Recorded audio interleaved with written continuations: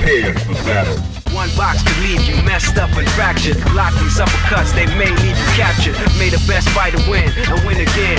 Battle to the top until his life ends. But if his life ends and he starts to decay, may one of his street soldiers avenge things. See you talking to the game, couldn't be talking to me. I got enough to beat and more soldiers to bury. You know we just clicked in and made you realize this game is twice as hard. You see that with your own eyes. You're on the way to choose your type of life cause you gotta. I tell you from now, which fighter will be the hotter. I don't think you want this one, just practice. Just challenge me when you're ready with your tactics. High punch and spin kicks, watch your back split. I see you in the air when I make you backflip. Let's get it on now. Select to make your first pick. Let's get it on now. 10, 9, 8, 7, 6. Let's get it on now. Choose and pick the best one. Let's get it on now. 5, 4, 3, 2, 1. Let's get it on now. Select to make your first pick. Let's get it on now. 10, 9, 8, 7, 6. Let's get it on now. Choose and pick the best one. Let's get it on now. 5, 4, 3, 2, 1. Let's get it on now. Select to make your first pick. Let's get it on now. 10, 9, 8, 7, 6. Choose and pick the best one.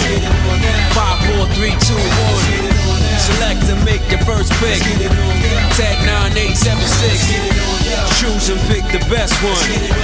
5, 4, 3, 2, 1. One box could leave you messed up and fractured. Block these uppercuts, they may leave you captured. May the best fighter win and win again. Battle to the top until his life ends. But if his life ends and he starts to decay, may one of his street soldiers avenge things. See you talking to the game, couldn't be talking to me. I got enough to beat and more soldiers to bury. You know we just clicked in and made you realize this game is twice as hard. You see that with your own eyes. You're on the way to choose your type of life cause you gotta. I tell you from now, which fighter will be the hotter. I don't think you want this one, just practice. Just challenge me when you're ready with your tactics. High punch and spin kicks, watch your back split. I see you in the air when I make you backflip. Let's get it on now. Select to make your first pick. Let's get it on now.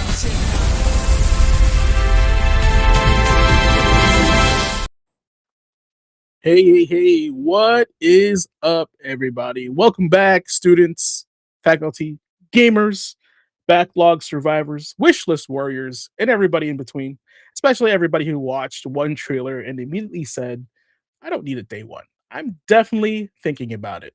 Welcome back. This is Gamer Quotient Gaming Academy, and tonight class is officially back in session. But it's not really quite the same class because tonight we're going to be doing a Summer Game Fest after party. Now, unfortunately, Nick can't be here tonight, but I do have the boys here with me, and we are coming off Summer Game Fest weekend, and you'll already know what that means. Well, a bunch of trailers dropped, showcases got hit, the release windows appeared, wish lists got longer, group chats got louder, and somewhere out there, somebody pre-ordered the game based on 30 seconds of cinematic footage and just vibes alone. Wow. Tonight, we're going to be throwing the Summer Game Fest after party, but this isn't just a recap, guys. We're not here to run down a list of announcements you could have already seen online. We're here to do what Gaming Academy does best, right? Take the hype, put it on the board, break it down, and ask the real question. Does this deserve the coin, right? Now, use that as a metaphor for Mario or even the money that you make working every day. Tonight, we're going to be leaning into our Insert Coin segment. The faculty will take a look at the games and announcements that stood out from SGF, and each one is going to face the cabinet. Now, before we insert the coin, we will check our intention. We start with our why. Why are we interested in this game, right? We choose one focus. Are we looking at the gameplay? Are we looking at the story, style, value, nostalgia, innovation, or is it just pure, trailer FOMO energy? Now, speaking of FOMO, do you play by feel, or are you just afraid of FOMO?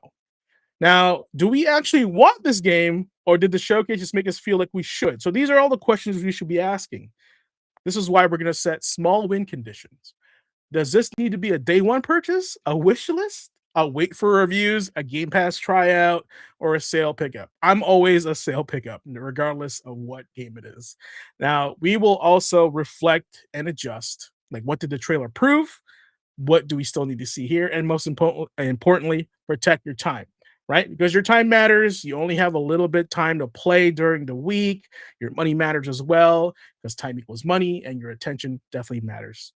Now, tonight, the faculty is handing out 3 possible verdicts, so keep on and pay attention. Number 1, insert coin. This earned our attention, and we want to see more. Wait for continue. because there's potential here, but we need a little bit more info, more gameplay, more polish, or just a little bit better timing. And the last one is game over. This one is not getting the coin right now. I'm gonna pass on this guy. So Summer Game Fest is here, guys. It gave us the trailers, and tonight in Gaming Academy, we'll give you the verdict. So grab your notebooks, check your wish lists, and keep your hype meter under control. And remember, hype gets your attention, but intention decides what stays. So with that said, let's go ahead and bring the crew here and introduce everybody that's popping out for tonight. Where'd everybody go? There we go. Hello, fellas. Who are you? What do you do? And Oliver is immediately being goofy. Yeah. Well, I'm Oliver. I've been in games media for a very, very, very long time. What I provide for the Gaming Academy is I tend to do analysis and breakdown, and I co-host a sub-segment of the show called Philosophy of the Game with Ace down below. So with that being said, since I was already halfway introduced, howdy everybody, Blazing Ace Nelson, aka your Dean of Applied Sciences. As for what I provide, aside from a more consumer-focused look at the games that we discuss and review, I also am the one that, by and large, I start games by digging into their mechanics, taking a look at what makes them tick, and taking a look at why these games click with the person playing. It's all about mechanics. It's true. I wonder where all our names went. It disappeared. I was looking for the names here. What happened to our names? There we go. Titles. Labels! I apologize. But yes, I am the headmaster of the Game Academy, GQ Asian Dude. I came here to wrangle all the talent that I know of, Ace, Nick, and our latest addition, Oliver here, to kind of just talk about the things we love. And there's just more to it than just gaming. I've always felt like deep down in my heart, ever since I was a little kid, games taught us some things that we were just, never taught in school. And, there's lots of lessons in gaming to be had. So we're here to kind of transfer that knowledge and education and towards you guys so you can share that and our gift to the world. So appreciate you guys being here. All right, gentlemen, Summer Game Fest. Give me your first impression of this year in comparison to how it's been of the last few years. Fantastic. It was all about games, right? I didn't have to sit there for 20, 30 minutes and hear weird narratives about stuff unrelated to games. They just brought games and had them to show, and even games that I didn't care for. I was just so glad that they were showing actual gameplay. I thought it's been a banger week, right? Just nothing but good stuff come along. You put the thing that you were working on front and center, not the people, right? Yeah. We're not paying for, this is actually really funny, but no, we're not paying for people. We're paying for a game, and that's what we want to see. And it feels like, man, it felt like jumping back in time, man. It was some real DeLorean shit. Like, next thing I know, I jumped back to 1995. The only thing missing was the booth babes. That was it. I was like, oh, this is wonderful. Like, no, everything was very exciting, right? Like I said, even the things that I didn't particularly care about, I was still, they looked hype. It just looked like a good time. So, no, I was impressed. I agree with that sentiment. 100%. Yeah. Ace? Yeah, I think the word I would use for it is refreshing. Because we spent so long with the industry just trying to get as close to Hollywood as it possibly could, and honestly, the only part of the industry and hobby that can really do that and thread that needle with any sort of acuity or cleverness is Hideo Kojima. I'm sorry. Just, yeah. Who was particularly, I think, missing, right? It was weird for him to not be there. Yeah, who was notably missing from, Jeff Keighley's Electric Boogaloo. That's his best friend. What? That's his homie. So I was concerned. I was like, what's going on? But again, maybe just trying to beat the accusations, right? But again, just the simple fact that we got games this time around. It was sitting down and watching SGF and the Xbox Showcase and State of Play. And I'm sorry that I missed the Nintendo Direct, but all of those showcases that happened over the past 4 days, it gave me the same feeling as like actually walking into a convention or walking into a swap meet, and the product is front and center, and it's speaking for itself, and in many cases, speaking volumes. Yeah, I mean, my big takeaway from the show was the type of games that were announced were in quite the contrast to the last couple SGFs. I feel like last time we had an SGF or Video Games Award or whatever, there was a lot of live service, a lot of online, and honestly, I think these were the games that were like planned during 2020, right? In the era where we're all shoved indoors. So, and then people were maximum playing video games, and the players concurrent was at the highest peak. And I think they designed that to be the next 4 years. And so I think all those have been released, announced, canceled already, and they were moving on to the next phase now. Because my big takeaway from the show immediately was like, wow, not a lot of games as a service on here. There's a lot of single player. There's a lot of story narrative games. So I think they got the message right, and that's good. And I think that's a good direction to go back in, especially after all the terrible news we've had about layoffs. Hey, they got the picture. Yeah, absolutely. There it is. There it is. All right. I mean, like, so before we kind of jump into the show and just bombard everybody here with our picks, our favorites, and our choices here, and chat, get active tonight, because tonight, we want to talk about games tonight, right? This is not your regular show.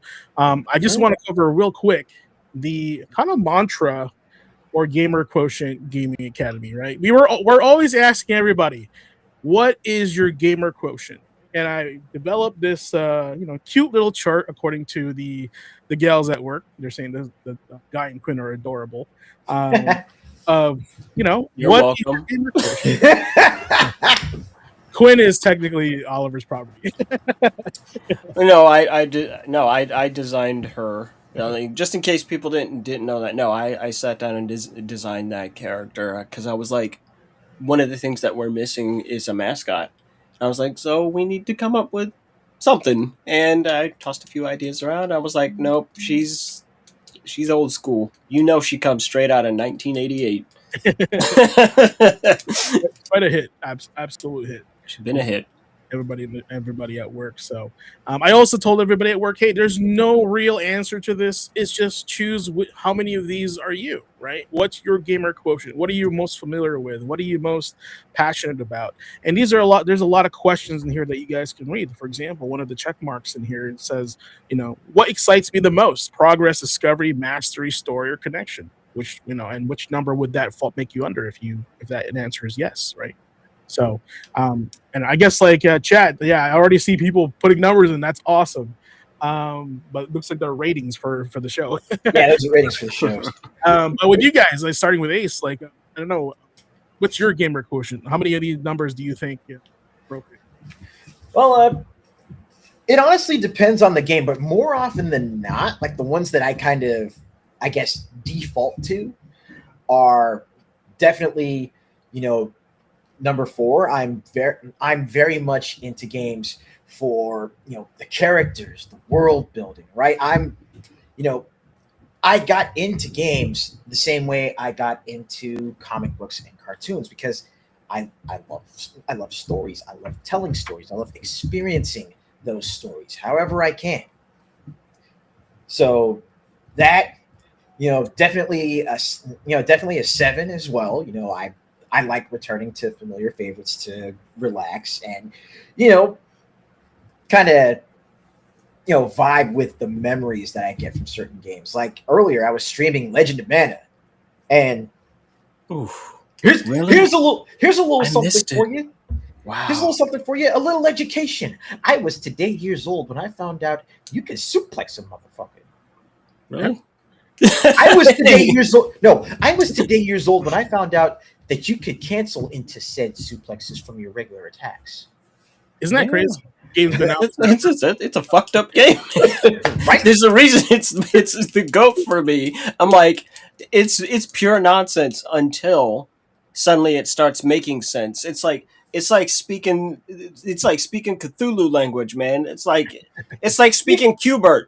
All right, Speaking of languages, Freaks and the wing Dutch beings. Bears, that language is for the birds. Oh my god! I remember how, man, I had to have a notebook and I was writing down and getting that vocabulary, trying to sort that Brother, out I really had bad. Oh, I had a game FAQs window open while I was trying. that game is torturous and beautiful in equal measure. Right, especially beautiful. I mean, just the painted scenery. But anyway, I'm getting off topic for now. The other portion of my gamer quotient is actually number 8, the lab monster. Look, professor of applied sciences. I love testing mechanics, experimenting with the tech, and learning how systems work. But again, carrying that forward and learning how those systems work as I interact with them. All right. Sweet. Chat, just pop in your numbers in there. Which ones are you? All right, I'll bite. I sat on and thought on this a few more minutes after we first popped it up. Yeah. And looking at it, realistically, in order of which I am: lab monster, comfort gamer, social player. No, lab monster first, strategist, comfort, and then social. Right? And I'll explain each of those. Like, since we're going to get deep on it, like, Yeah. here's the thing. Let me read the description of Lab Monster for everyone. You love testing mechanics, experimenting with tech, and learning how systems work. And anyone that knows me knows that immediately, the second I boot up a brand new, fresh game, I've been doing this for, Jesus, how long has it been? I've been streaming regularly for about 13 years. And everyone that's ever seen me play a game, they immediately see me run off and do something that I'm probably not supposed to do because I'm trying to figure out where the walls are. 3 Right? words: Volgin clutch maneuver. Like, you got to get in there. I got to figure out what the limitations are and exactly what kind of rules that the system wants to impose upon me so that I can then learn how to bend or possibly break those rules within the constraints of the game itself, right? Not talking about exploits, not hacks, but to understand its systems through and through, right? My exploits in Dark Souls 3 and when I say exploits, I don't mean cheats. I mean my Missing. nonsense. My nonsense is legendary in Enter the Gungeon as well as Dark Souls 3 because I can do a Dark Souls 3 run from the start of the game all the way up to Soul of Cinder Dead in 2.5 hours. It's like, how? It's a lot of fucking running. that's it. You're going to be doing a lot of running. Yeah, Lace up the it's a lot of Nikes. running. Right? You lace up your damn kicks. Put on your old man Skechers because you going for a jog. Right? You got to do it quick. Then from there, strategist. Plan ahead, optimize builds, and think a few moves ahead. All my Monster Hunter kids have watched me do it plenty of times. If you put Lab Monster and Strategist together, that's me going, hey, we've never fought this monster before. We don't know what we're doing. We're probably going to lose. That's okay. What did we learn while we were there? Right? And I think it's those two things that allowed us to get through the proof of a hero in Monster Hunter Wilds, that massive, horrifying huntathon, And right? we're gonna need it for Ascendance. Right, we're gonna need it again. I think those two elements is what leads them to call me Coach, right? Like Coach Carter, but I'm not Sam Jackson. I'm not bald, but and then comfort for comfort gamer. Here, look, Monster Hunter is my comfort game. I just said this just the other night. But this is I think it's a hard one for people a hard pill for people to swallow anytime I say it. I've been playing Monster Hunter for half of my life. Literally. Monster Hunter 1 came out when I was 22 years old. I had it at launch. I was playing Monster Hunter from day one. I am 44 years old. Like, I've literally been on this franchise the whole time. Anytime I just feel I need that sense of just reliability, and what I see is what I get. I always come back to Monster Hunter. I always come back to it. This is not a Monster Hunter stream, by the way. I'm just saying Monster Hunter is very important to me as a person. It's a franchise that I like and that I love. And then, we finally get into the social player. This one's tricky for me, right? Because, well, as we said here, you value co-op, teamwork, laughter, and the memories made together. And I've made some memories in Monster in Monster Hunter. Showing people all kinds of new tricks and us doing crossover attacks, right? Where it's like, oh hell, you guys just wombo comboed that guy. How'd you do that? It's like, oh, because we were doing what we were supposed to be doing. All I can say is this: right now, from co-op play on my PS5's hard drive, between Wilds and Monster Hunter World, I think I have close to a terabyte of just game footage. Nothing else, just those two games of us always doing something, some fresh, brand new nonsense. But this is a double-edged sword for me. Okay, this is why I took the time to point it out, because I want to co-op. I want to spend more time playing games with people. I've talked about in the past. My brother and I being growing up very, very, very poor, and we spent a lot of time playing co-op games together on the NES and then eventually Super Nintendo and so on and so forth, right? I love co-op, but the one thing that I've found more often than not is that my taste in game has a tendency to not gel with other people's tastes in game. And so co-op opportunities in games come up for me far less frequently than I would like, right? Additionally, the Monster Hunter problem. I've been around Monster Hunter for so long that I don't like going into fights and losing because people want to play the hero. Ace has seen that plenty of times. I don't like that. It's, Yep. do you want to win or do you want to be the main character, right? Do you want to win or do you want to be right? And winning sometimes means you take a back seat, right? Winning sometimes means you play a weapon that you're not actually comfortable with, but you're the only person who can do it, right? I'm there for the win, right? And so I can be difficult to co-op with, but if you understand what I'm doing and what my goal is, right? And you're like, oh, this guy wants to make sure that I win and I have a good time doing so, right? Then we get along great. So it's always kind of a mixed bag where I want to co-op with people, but I generally don't co-op with people. And I'll be damned if I'm going to play a game with some randoms. I don't know you people on the internet. I was there when Xbox Live Chat started. I was there, man. The most horrifying things that will come out of an 8-year-old's mouth on Xbox Live. Oh, Lord have mercy. It was all. So, it's a mixed thing. It's something that I like. It's something that I enjoy. It's something that I desire. But it just doesn't come as often as I would like. In fact, the truth be told, Monster Hunter is where I get the bulk of my co-op, and then every now and again, hey, there's a little something different here and there, right? That'll show up, that'll get everyone's attention, and then we have a good time when we do it. And But I less, think those are me. and less so often, unfortunately, because you've had to step back from playing fighting games. Yeah, yeah. I had to step back from playing fighting games for a very long time because I developed a repetitive stress injury in my right arm, and the sheer button mashing of that was causing me very, very serious deliberate pain, right? And just laying off fighting games for the past few years has caused that to go down. So I'm gonna beat your ass in Guilty Gear again. You're like, oh, you said all that and came So- immediately into a threat. Oh, so you are scheduling an appointment with the chiropractor? I am scheduling Let an me appointment pencil to you in light for next you Tuesday. up. you're gonna get messed up. You're gonna get messed up. My wrist feels better now.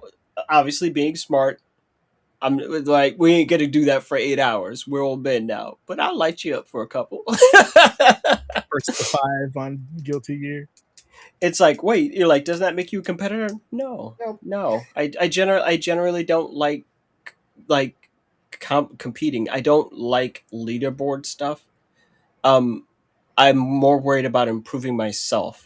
Right? I don't need to. For example, I don't need to be a speedrunner in Monster Hunter.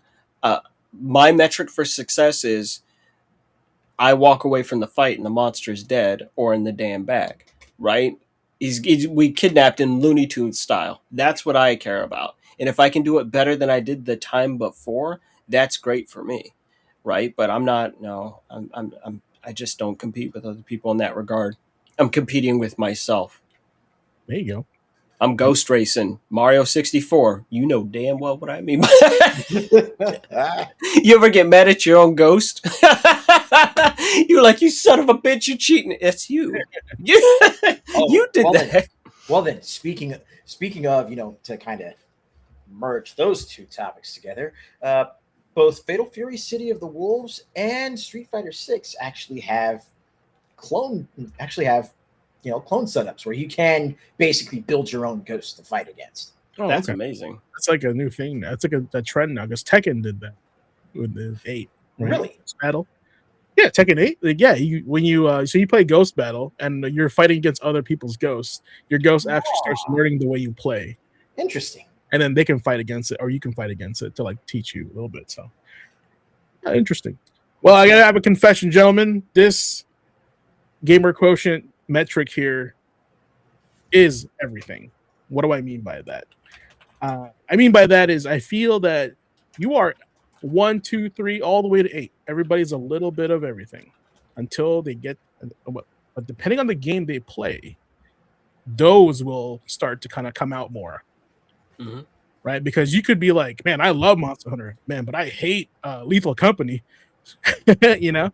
So number 5 might not just work for you, but at the same time, you love, you love the lab monster aspect of Monster Hunter, right? So I think like depending on the game that you play, each of these numbers will kind of show themselves out of you because a lot of people will play a variety of different games, not be not familiar with certain types of games, but then they play them, they're like, wow, I never knew I liked this, right? Maybe because they just weren't resonating with the right game yet. So no right answers, but that's just how I feel about this metric. So I think, for example, I'm a big Street Fighter guy. I'm a fighting game guy. You guys saw I was playing City of the Wolves, right? I'm definitely number 8. I'm definitely number 3, and definitely number 1 when it comes to fighting games competitively, right? But at the same time, I love learning the stories of the characters and the arcade modes, right? So I like number 4 as well. But some fighting games just doesn't have that story portion of it. And some fighting games I don't want to be competitive in. I just like being casual. MK is one of those cases. I love the story mode, don't care to play it online against other people. So a little bit of, depending on the game, certain numbers just start to come out of you. And I love that because you're starting to discover a little bit more about yourself. So for those out there, guys, just keep an open mind and just keep track. If a certain game just gets a little rise out of you, check yourself with the game, check your gamer quotient with that. So fantastic. I got one last thought on this. Yes, sir. Because this is actually an idea that I've been kicking around for probably close to, I don't know, 20 years, right? Trying to help people figure out what games that they would most likely like to play in the first place instead of having to take that swing in the dark, take that and not know where you're headed. Like, I wanted to put together a test to help people discover what they're most likely to enjoy playing in the first place. And it was going to be broken down into very similar archetypes like this. So what I wanted to say about these archetypes is that there's one truly important thing. One truly important thing. When you look at a game, all you need to be asking yourself is, did it activate your almonds or not? Right? Like, did you suddenly get a dopamine hit right, from what you saw, or did it pique you up, right? And if it did, great, play it, and then understand why, right? Ask yourself the question of why was that interesting to me, right? Why is that neat? Why do I like exploring? Why do I like seeing what's just around that next corner and all that? And then go ahead and seek out more video games, seek out more titles like that, right? Like, none of us ever made a choice on these things, right? It's just part of who you are. It's how your brain functions, right? Just, going back to the lab monster thing. For me, it's all about rules, right? Every single game you have ever touched in video game history has different rules. You can even sit down, sometimes you can play the same game, you can play a roguelike, and here's Ace playing and here's me playing, and we have two different rule sets going on. No, games don't replicate their rules or their situations, right? So when you look at this stuff, be asking yourself the personal questions of why do I like this, right? And that's gonna help you, since I'm not doing a watchdog tonight. That's gonna help you save a lot of money, because it's like, don't get caught up in FOMO, right? Who remembers when Sekiro came out? And a whole lot of people got their asses handed to them, right? And ended up returning the game because they thought it looked cool, but they didn't know what they were getting themselves into. They didn't realize it was a Souls-like game, and they're like, "Nope, this is too difficult for me." Right? It's very easy to go. They're like, "Hey, look, what is that game? A Souls game?" Oh, nope, I don't fare well under those, right? And it kind of helps to save you a lot of heartache. And looking at our archetypes here is about helping you find the games that are most enjoyable to you more than anything else, right? That's why I brought up the lab monster thing. Anytime where I can look at a system that has shifting rules, right? Or has very specific or unusual or esoteric rules, I'm really interested because I go, I ain't seen that before. All right, let's see how this works. Let's see what your weird rules are. Okay, now let's see if I can break them, right? So take that time for yourself and find your type or types, and two, try to explore why you like it so much, right? Because you're going to learn more about yourself, and it's going to make you a better gamer. It's going to make your gamer quotient go up. That's up. Yep. That's what's up. And it's a continuous thing. I feel like you'll grow with that, and your taste will change depending on your mood, depending on your your season of life. Like it says in the bottom middle there, your gamer quotient can shift with your mood, season of life, and what you need from gaming right now, right? So just be aware of that. So glad you guys are here, and that's basically what we mean when we say, "What's your gamer quotient?" All right, all right. Well, with that said, boom, we're back here again, and man. Let's talk Summer Game Fest. Who wants to start the bet? Whew, man. I'm gonna let. It's rough. This is a tough one. Just kind of shooting from the hip. You know what? Here's how I'll start. Here's how I knew it was a good Summer Game Fest. Because I jumped up out of my seat screaming. My wife thought I was dying. It's true. I jumped up out of my seat screaming a couple of times during the show. She was like, "Are you okay?" I was like, "Yes, nothing but amazing things is happening." So that's kind of the metric. You'd be like, "How good was the show?" Had me jumping up screaming. So okay, like it didn't all suck. That's what I'll say. Start with a commercial. How about that? There you go. So the first one on the screen, I'll just play the video as we jump around. But the first game that was revealed was Resident Evil. So yeah, Code Veronica. Yeah, that surprised me. But I was like, you know what? I've always thought that Code Veronica was kind of ass, but there's a dedicated fan base for Resident Evil Code Veronica. There always has been. They make sure that they are known at every opportunity. So you know what? I'm happy for them. Yeah. I am. I'm happy for them. It's like, look, you guys are getting the treatment too, right? They made sure that you guys didn't get left out of the party. They could have done Resident Evil 1, right? And gotten just completely free real estate out of that. Oh, look, here's the original. They could have done all that, but no, they went for the one that's kind of unknown for many people, right? And is definitely lower in the tier list, but they didn't leave nobody out. So I'm really happy. I'm really happy for the Code Veronica fans. I hope it's everything you want it to be. Yeah. Ace? Honestly, yeah, I feel the same way as far as Resident Evil. I mean, I missed seeing the trailer for this, but when I heard the news that Code Veronica was getting a remake, man, that was like it was that same feeling. It was, you know what? Because I know that, you know, there's a dedicated fan base for it, and I hope the game turns out to be everything you wanted, and I hope Adi Shankar does not have a single hand in it. All right. Well, my first question is it going to be like Village or is it going to be like RE2, RE4 style? Good question. Because they're only showing the first person right here, but we don't know yet. This could just Wait, be. wasn't there one where you could switch? Weren't you able to switch between first and third person in Requiem? Yeah, they could do that too. I guess. I guess it depends on your style of gameplay. But that was my first thing, is because it two different people play those kinds of games, first person and third person. It changes the game. Yeah, absolutely changes the vibe and feel of it. But I think it's cool that they're taking like a weirdo Resident Evil. They could have done Dead Aim. That would have been really weird if they did Dead Aim. But it's getting some love, like you guys said, which is, this is one of the only games that hasn't had a remake or any special attention to it. It was like the best version of this game you could play on the Dreamcast, I think, right, or the PS2, and that was it. There was nothing after that.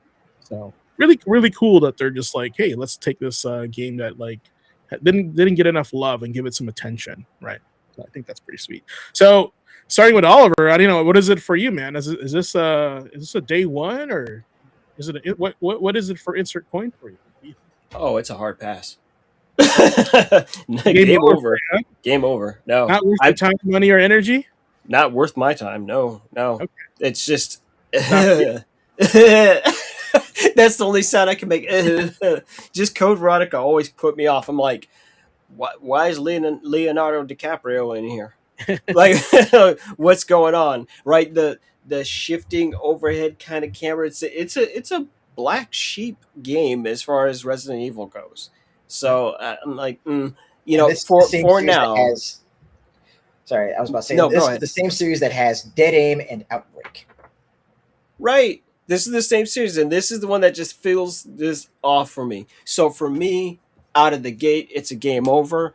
I always have room to be convinced. I can be convinced, right? I need to see more actual gameplay, right? And if it's like, hey, they're giving it the standard RE4 over the shoulder Resident Evil 2 thing, okay, I might step in, and it'll be great, because I never even sat down and got my hands on the controller to play Code Veronica on the Dreamcast. Right, I just watched other people play it, and I was like, "This is just the worst thing. I don't even want to touch this." Right, so I'm open to being convinced, but right now, no, it is not on my docket. Same for you, or is it a wait for continue? Same for me, largely because survival horror it's not a genre I really stick with. I mean, I have played Resident Evil 4. I've played 1, 2, 3, and 4, and I mean, I thought they were okay, but then again, it was just one of those things where I hadn't purchased any of those games for myself except for 4. But even then, not really my wheelhouse. But okay. Again, for fans of Code Veronica, go eat. Yeah, exactly. Yeah, juice for you. I think having seen 2, 3, 4 all remade, and they're like, what about? They're like, don't worry, we got you, fam. And this is it for them. So the fact that it could be possibly 2D and first person or third person, I think that's extra bonus for you.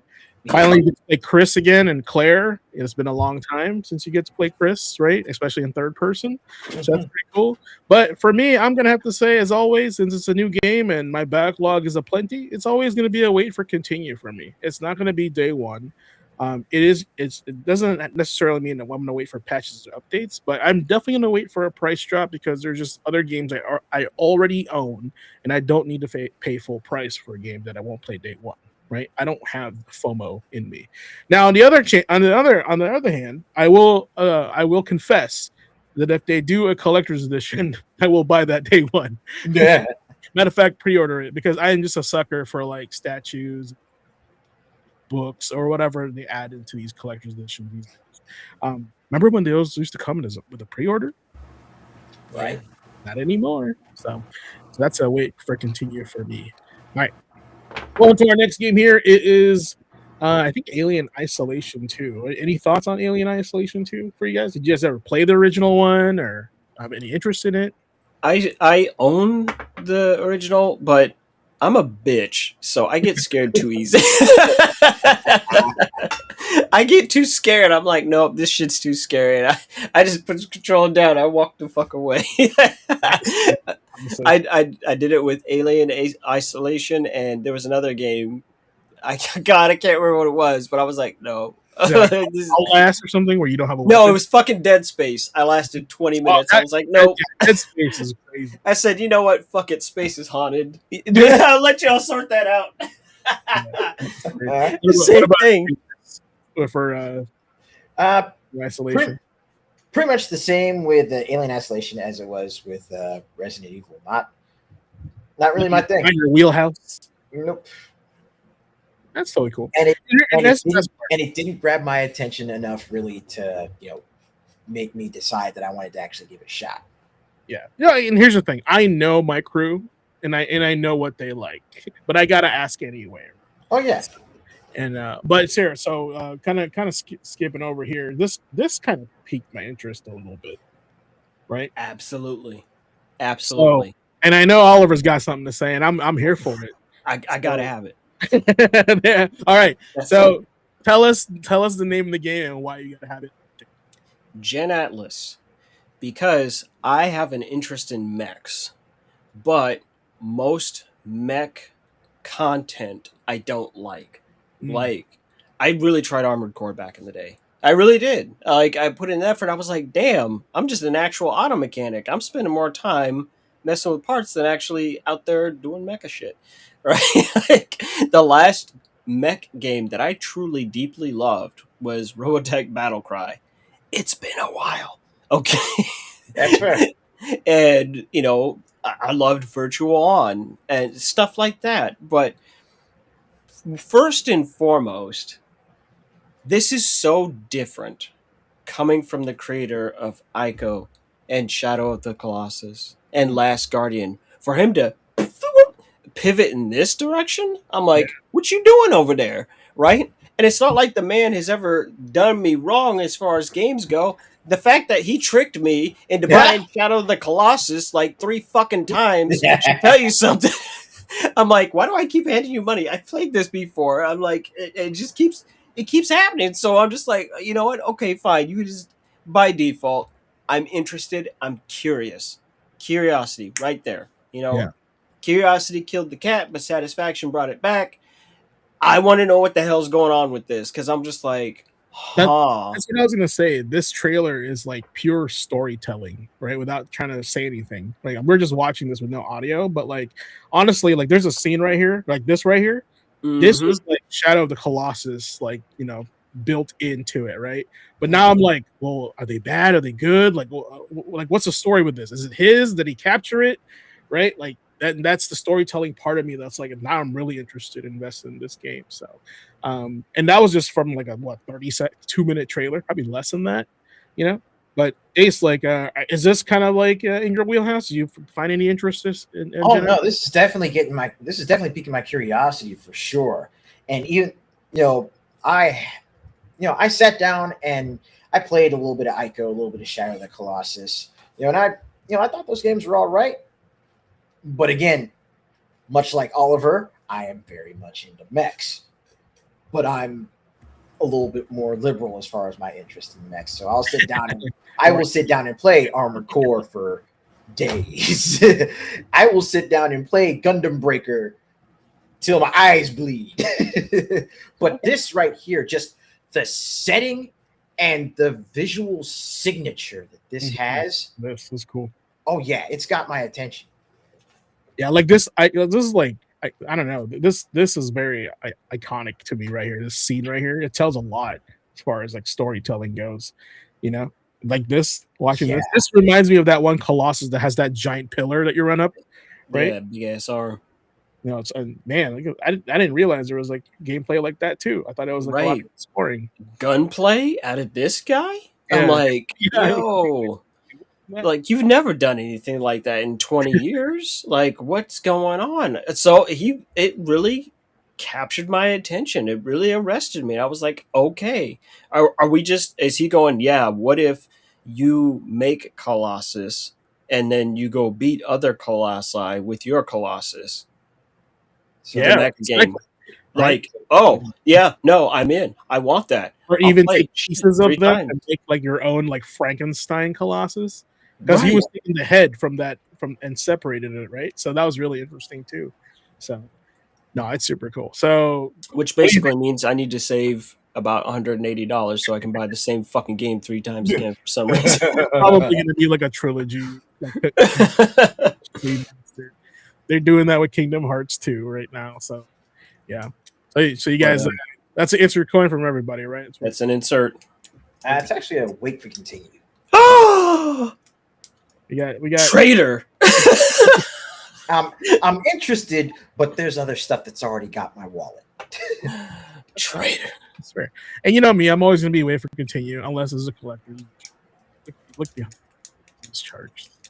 Someone get this man a statue, please. So No, just get him a box with a fucking t-shirt and call it a day. They have you know, like the Titanfall collector's edition where the giant I want like the scale guy to be there too. I want it to be small. I would love that for that now this game caught my attention over here. Man, like China is on it. Like they got the assignment and they were like, you know, hold my Shaoxing wine, right? That's how that works over there. Wow, he said all that. But they're doing some stuff. Like I was watching this trailer and I was like, please show me more. I don't know if this is 100% gameplay. I like what's happening. It's like God of War meets Dynasty Warriors, right? But it's gonna be played like God of War, just in the world of. Matter of fact, what's the name of this game again? It was like Blood Messenger or something. yeah, Blood Message. Blood Message, right? Yeah. NetEase. I don't know. Did 24 Entertainment do anything else aside from this? Not sure. Don't know No, right? Like these guys are trying to put a dent in the gaming industry. Like they want to be like, you know, we want to be known, right? They're fighting against the big boys, but like the scale of this game, I mean, just the presentation of it, I'm pretty impressed, and they're probably gonna tie it with like history in some way. You know, like it was a race history or, you know, like pseudo kind of like Wulong, where it's like partial history, but not really. There's a little bit of fantasy behind it. Mhm. But like seeing the combat there kind of reminds me of like the way the characters like react in like Last of Us, right? When you shove them against the wall, they start moving like that. So it's still too early, and these are one of the games where like it looks good as a trailer, but how does it feel to play? Right, that's my problem. I'm like, I'm not sure what your game is Yeah, right, like, based on your trailer, so I can't have any kind of hype generated for it just because I'm like, oh, okay, you know, people fighting in an Asian country again, right? It's like I just came off of Ghost Yote, and after that, I just came off of Ghost of Tsushima, right? And what else was it? I just came off a damn Sekiro. It's all very kind of looking samey right now, and I don't mean that in the negative way. I'm saying you've got fighting, right? There may or may not be horses involved, right? The pro tag always looks cool as shit, but I don't have any context, right? So I'm just going, what you got to really separate it. At least something like oh God, what was the Wukong, right? Black Black Myth Myth. Wukong, Like my right? That had a different look. I understood that I was doing something very, very different there, right? Mhm. But between this and like Wolong Dynasty, or even hell, what is the most recent Dynasty Warriors game? Ace Origins, That's Warriors Origins. Yeah. right? They all kind of look the same. Just if you just immediately just were to take a still screenshot and put them down, I'm going, well, what's the fucking difference here? I'm seeing the equivalent of the first person shooter problem that happened in the late 2000s. You remember that, where everything was like everything was built on Unreal, The cookie and cutter, everything was brown. right, Yeah. it was just like most of this actually kind of just looks the same. So I need you to differentiate yourself more, Yeah. so that I can get hyped.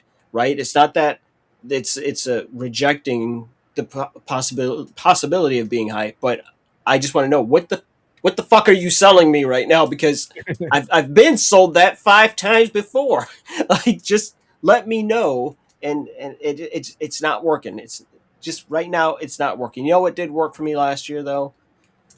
Was it last year? I think it was last Summer Game Fest. Kazan, the first Oh, yeah. Berserker, Yep. because it looked different. I was like, oh, okay. And then I played that demo. That demo was fantastic. It was a brutal game, right? But it presented itself in such a different way that that's what got my attention. And right now, I'm not seeing anything different enough to get my attention. So for me, Yeah. straight game over. It's Game gonna over. be a pass. Ace, wait for continue. Yep. Wait for continue on this end. But it's kind of like up your alley, right? Like kind of like what you're saying aesthetically, right? Is what you're saying. Aesthetically, it's up my alley, but we need more information. Yeah, I think I found a video here. I'll check it out later, but let's just keep moving. Let's just keep plowing through here. So this one's interesting. Is this which one's this one? It was like the sand one. That one's really cool. Like it was very mysterious. Mortal Oh. Shell 2. I mean, that's just we know what that is, basically. Hmm. I mean, Oliver, have you played the first Mortal Shell? Mm-hmm. I mean, is it and not to discredit any of the devs, but to be rough around the language, is it like we have is it Timo like Dark Souls in your opinion? Or what? No. We have Alibaba Dark Souls. Oh, okay, gotcha. It's one of the worst games I've ever Enough played said. in my life. Enough said on that.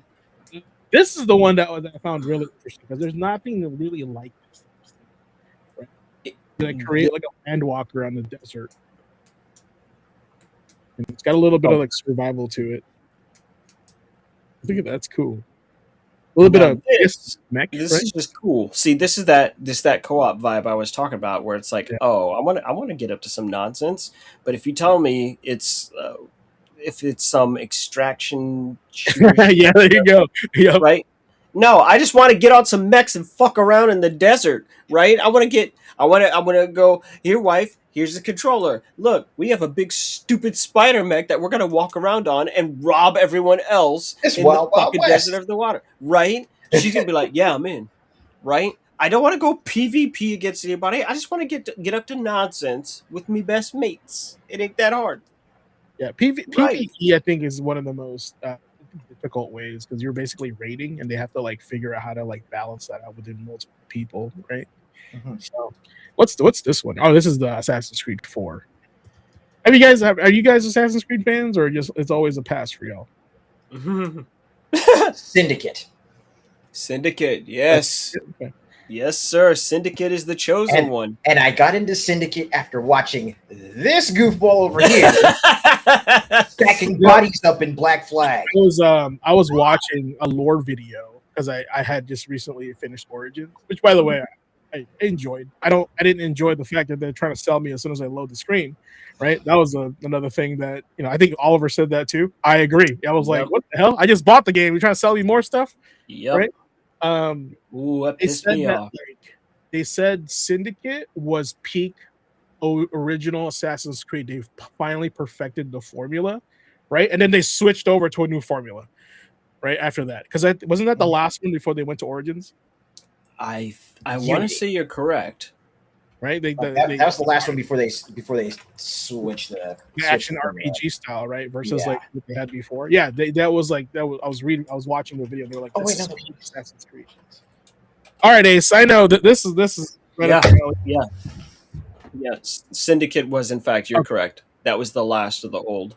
The last of the old. That's right. That's us. All right, so Ace, tell me.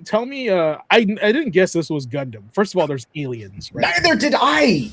That's And And yeah, did I? and it's kind of. I find it really interesting of how they're able to get away with this, or they got the permission to, because Gundam has a formula that war is bad, right? And there was never really aliens in Gundam. So, at least not as a major focus. right. Yeah, there's new types and stuff like that. Not that was kind of aliens. I'm talking about like these guys, like Monster Hunter aliens, right? Slicing and dicing. I mean, that has Gundam a look to it, but never like this. Also, I was like, so is this like a Monster Hunter game with Gundam? Like what am I watching here? For a second, I wasn't too sure if this was God Eater or Armored Core. I was guessing definitely Armored Core. And that's what captured my attention, because it's mechs, it's kaiju, and I'm like, what are we looking at here? Because I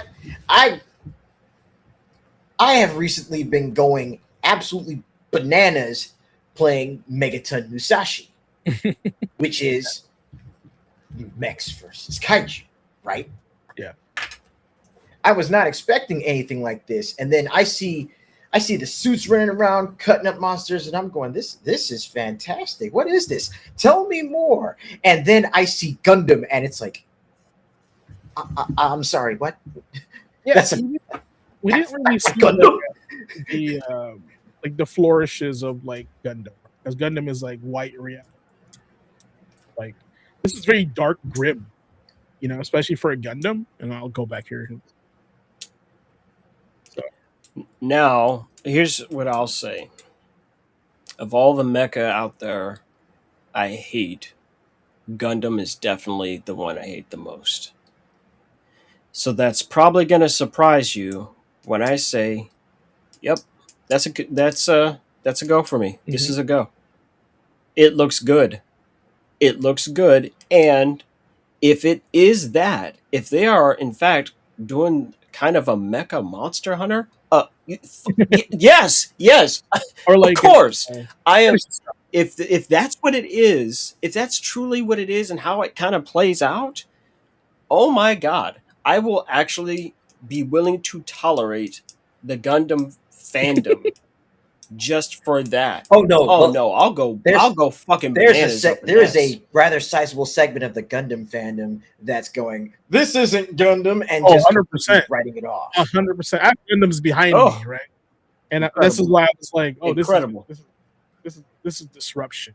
And the reason why I accuse this of being a Monster Hunter, like, look what it's doing. It's just every combat, except for like a couple scenes, is him fighting that one big monster, right? That's why I was like, is this a Monster Hunter? Like, there's no really other gameplay other than show. So while I do want to see more in terms of gameplay, because they do a nice little transition to some gameplay footage. Yeah. Like while I do want to. Yeah. And while I do want to see more from it, like here, this right here is gameplay, and I'm looking at this, and I'm there's that non-Monster Hunter gameplay, and then it goes back to Monster Hunter gameplay. So I'm like, okay, well, so what do we got here? So yeah, look, this is insert coin immediately. Insert coin? Oh man, my man knows what he likes, right? Immediately. They said it is strongly melee focused, so if we can throw hands in this. I also noticed they didn't have the traditional beam saber, right? He had that like sword. Yeah. So that's very like, it's Gundam coded, but it's not 100% Gundam. And I'm sure the purists will throw a fit about it. That's usually how it works. Right. It's definitely got that Daemon X Machina feel to it. Yeah, exactly. Like it has like Armored Core and Gundam had like a baby basically. So They got something cooking over there. I'm just saying it definitely does look like that, and that will be for me the oh look, here's a Monster Hunter that someone hasn't done right, before, Right. right? and I'm okay. And again, that sells it for me. I'm okay with them Easy, exploring, easy. the other portions of Gundam because we've already seen the formula multiple times. I don't even know what this. What is this? This is another like third person shooter adventure. Has to have a story. She has probably a psychic powers, like one of those. That's No Moon. Oh, is that the studio or is that the game? That's the studio. I Okay. forget. Oh, this is that game where they're like fighting like not zombies. The big thing that they pushed on this trailer was like, look at the way she's crawling around the covering, right? That's like their big like, yeah. See how she's like kind of squatting The sideways? big tech demo portion. Yeah, that's like it was weird. It was like that was the thing they were talking about the most that made their game unique, right? Not like the healing, not the weird sci-fi ness, right? Or like pseudo zombie like feel of the game. Like this part's very pseudo zombie, but like the way she was crawling around the cover, I was like, oh, that's really weird to talk about. You That's exactly the reason why it got my attention. I'm gonna put it on the wait to continue, but the fact that they talked about that cover system, you know, all of us go way back far enough to remember when cover systems were Ooh, first I know introduced in this. The video game's called games. Kill Switch. No? No. No, the Crossfire. first game to No, have Crossfire is the name of this that's game. not That was it up either. there. It's fire. Oh yes, Crossfire was the name of this game. No, what was the very there's an actual very first game that had an active cover system. Is it Winback? Yeah, I want to say Oh that's yeah, it. PS2. yeah, we were talking about that. It was Winback. Well, let's look at the dates on those. Oh, That was a long damn I think time ago. Kill Switch had the blind fire, the first blind fire. That's different. Yeah,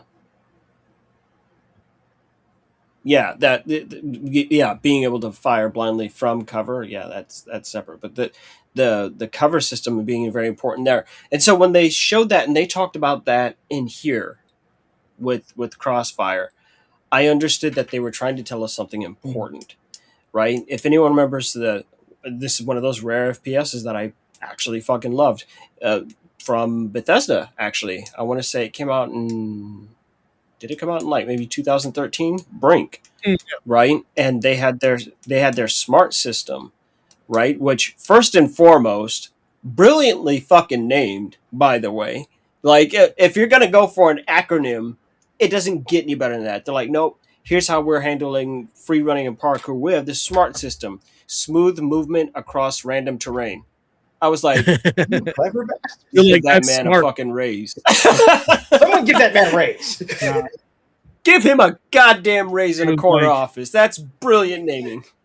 But it did actually work in the sense of it was just broken down into your body weight classes, right? Small frame, medium frame, large frame characters, right?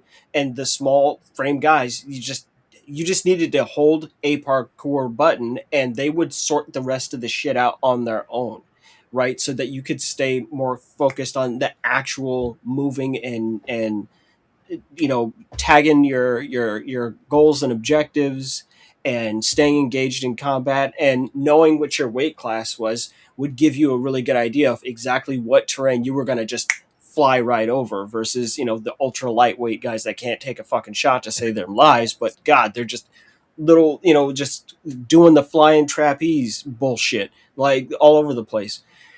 And that system it did work exactly as they pitched it and as they sold it. Yeah. Right, it's just nobody cared because all people cared about at that point in time was Call of Duty. Right, so it didn't get the chance in the sun that it deserved. It's like, whoa, these guys are doing something different. And these guys here with Crossfire spending their time pointing out, hey, your character will always adapt to an object. If it seems like it could be cover, it will be cover. Right? And it's like, that's like, wait, the fact that they're putting emphasis on this means something special is happening. And I think we need to keep our eye on that. It's like Dying Light. You know, if you look up and you go, man, I bet I could grab that.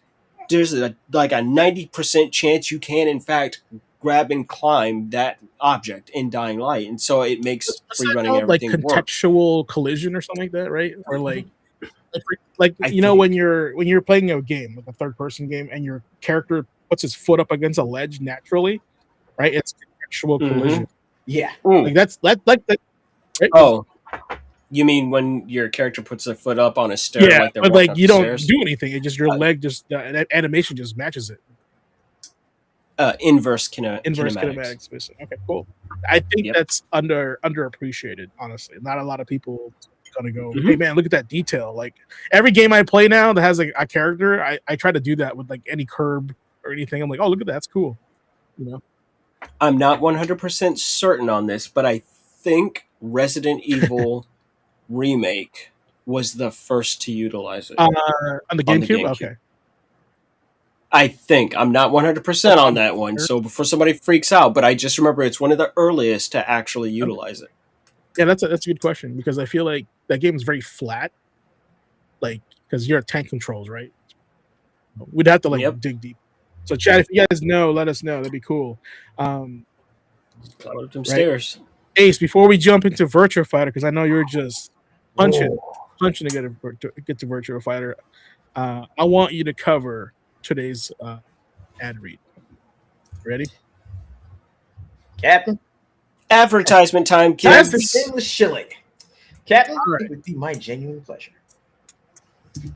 This one's spicy. Before we move on, yeah, I'm gonna need everyone to take a look at the screen for a second.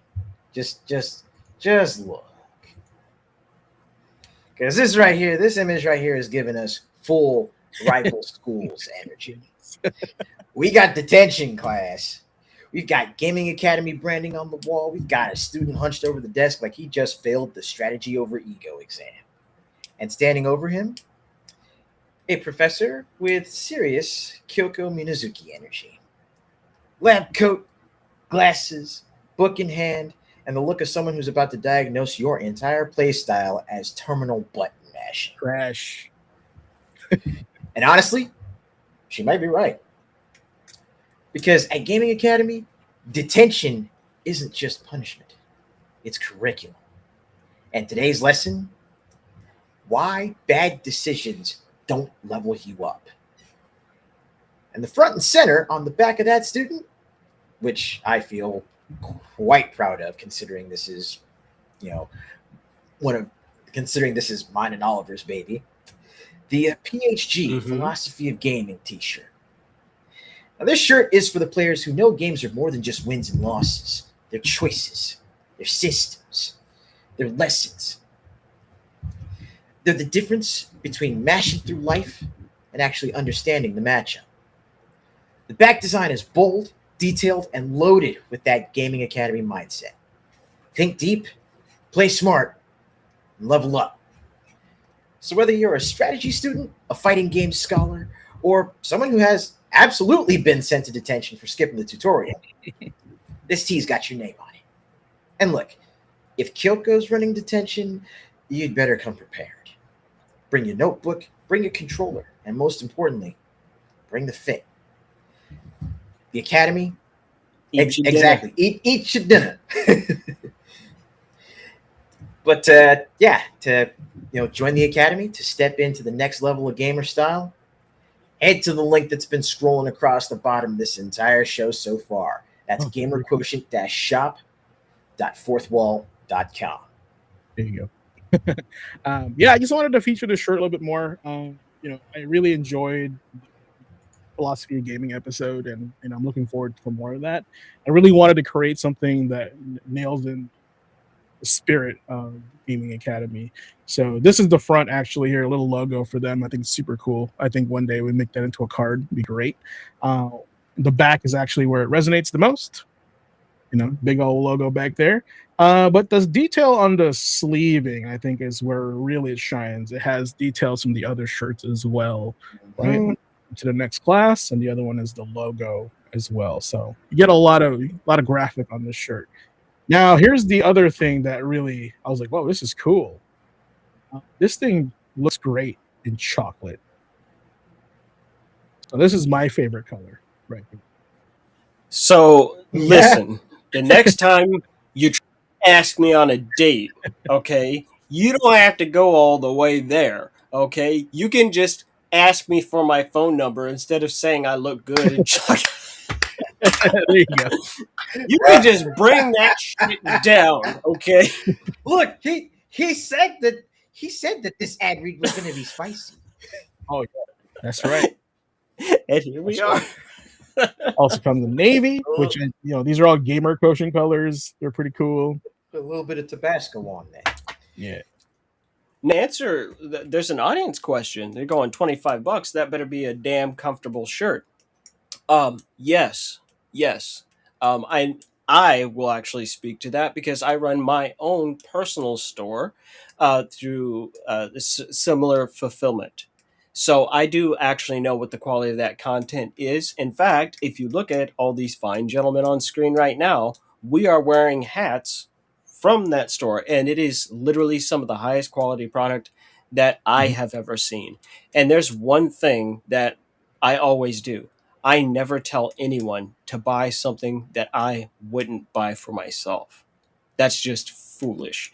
So I can attest to the quality of the actual wear between the hat. I've had a shirt made to them. It's probably the most comfortable ringer shirt I've ever owned in my life.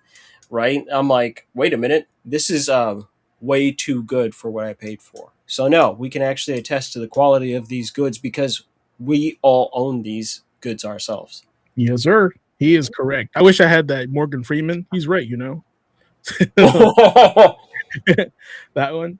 And Squall, yeah, if you need to put Kyoko on one, well, the goal is for you to put the shirt on a Kyoko that you would meet someday. That's the goal. So get your gamer quotient up, right? Girls love smart gamers. All right. So kind of going back here, we're gonna go back to one of the first 3D fighting games to ever kind of like kick off, this era of fighting, starting with Virtua Fighter. I remember seeing Virtua Fighter for the first time in arcade, and I was like, what, 10, 11? And I was like, whoa, 3D fighters. Like, I wasn't like, oh, this game looks like garbage. No, I was like, look at them. It's like they're real, and they're just polygons. Mm-hmm. You have to give them their due, right? Virtua Fighter really, they laid it out there. They laid the groundwork for how to fight in 3D in the first place. Absolutely. With only 3 buttons. We By the wouldn't way, have they Tekken never without it. changed that formula. And I am shocked on what they can do with the limitation of punch, kick, and grab. Right? So, Ace, tell us about this new. I think this is going to be a new era in fighting games. Virtua Fighter is going to set the record straight here. Yes, I highly believe that is a bold statement. But considering what's on the screen right now and considering what the developers have talked about in interviews, that's a statement that is going to be very easy for them to back up.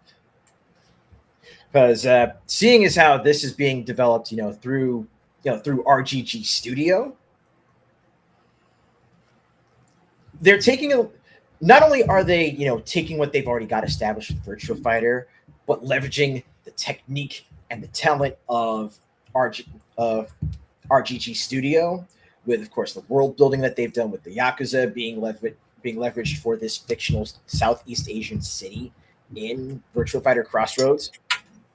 But then there's also the simple fact that, just like Squall Shade mentioned, this is not Virtua Fighter's first rodeo as an RPG or as an action RPG. Y'all remember Virtua Quest? On the GameCube? GameCube and PS2. Yep. Okay. God, that game sounds expensive now. I'm going to go look. Probably. But yeah, just seeing this, it looks like they are really, sticking to their guns as far as taking Virtua Fighter in a new direction while still holding on to its core. And let's talk a little bit about the writing team that they got for this.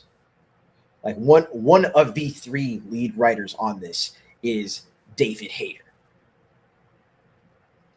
Yes, that was a shocker. Sure. That David Hayter, Solid Snake, the man who wrote the first X-Men movies. Yeah, NRS has definitely competition, and they need it, right? And honestly, like this right here feels like a higher quality world tour, like what they're trying to set up here. Go ahead. It does. The only kind of world tour I want to hear about right now is Twisted Metal 2 World Tour. Don't play with my heart like that, man. Right. What are you doing, bro? But one thing I got to say that Crossroads also does incredibly well is it sets up their new protagonists without trying to overwrite or overshadow the core legacy characters. Yeah, I like because you watch this, and one of the big takeaways from it is, okay, we actually give a damn about what's happening with Cielo.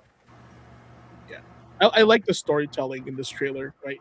Like Pai Chan is old, right? And it just shows you they've been around for a while. This is clearly not Sarah Bryant, but resembles Sarah Bryant, so that's probably her daughter, right? Something along those lines. I'm sad that Shun's probably dead, and if he's alive, he's probably a zombie. He's old as shit, right? So we got to find somebody else that's Drunken Master now. That was my character. Either that or he's looking even more like freaking Low Pan. Oh, bro, this guy was old. He was ancient, dude. He's got to be dead. That's crazy if he's still alive. I'd be upset if he was still alive. What I need is a surprise cameo by a very old man at this point, if this takes place in the current day, which it looks like it does. You know who I need it to be? Hold on. Is it a Sega character? Yes. God, I wish I could get. Are they a fighting game related character? Very much so. Related to Virtual Fighter. All right. So you got any bets on us? You got any guesses? The character would be very old at this point. I got. Man, I'm not a Sega fighting guy. I'm thinking Eternal Champions, but definitely nothing. Nothing would be fucking cooler than Ryo Hazuki showing up in Virtual Fighter. 100%. Man. Or for the people that don't know, the fighting system in Shenmue is completely based around Virtual Fighter, right? Because Yu Suzuki worked on Virtual Fighter, so that would be fun. And it's like, wait a minute, it's like, remember, kids, Shenmue took place in the 80s. Ryo Hazuki was a grown-ass man. He was 18, so he's going to be old at this point. But that would be it would probably be like a dojo character you visit or something. It'd still be cool as hell, though. Definitely an Easter egg. That's pretty cool. Right? Just kind of foreshadowing. It's like, hey, whatever happens, know that he survived his adventure, his quest with Shenmue. No, that would drive people crazy. That would rile them up. Right? He could just have completely throwaway lines. Like, it doesn't even matter, right? Like, it doesn't have to be a big deal. Just enough to it's taste. Just like that. Get people juiced up. The big thing that I'm kind of like, ooh, Capcom needs to pay attention is that RGG is helping develop this, right? And, of course, Yakuza is a brawler. Can you imagine if the next Street Fighter has, like, some sort of final fight segments to him? Like, you see what I'm saying? Do your homework, Capcom. Yeah. Pay attention. So that's learn from this, hopefully. But yes, I would love to do more Virtua Fighter for like a whole segment. So we'll jump on more on that at a different time. But I want to cover Oliver's choice because when Monster Hunter shows up, I love it when Oliver's here talking.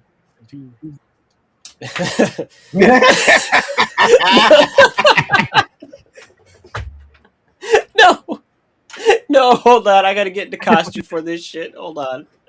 I gotta put on the costume. All right, we're gonna have to go full fucking Evangelion on this shit.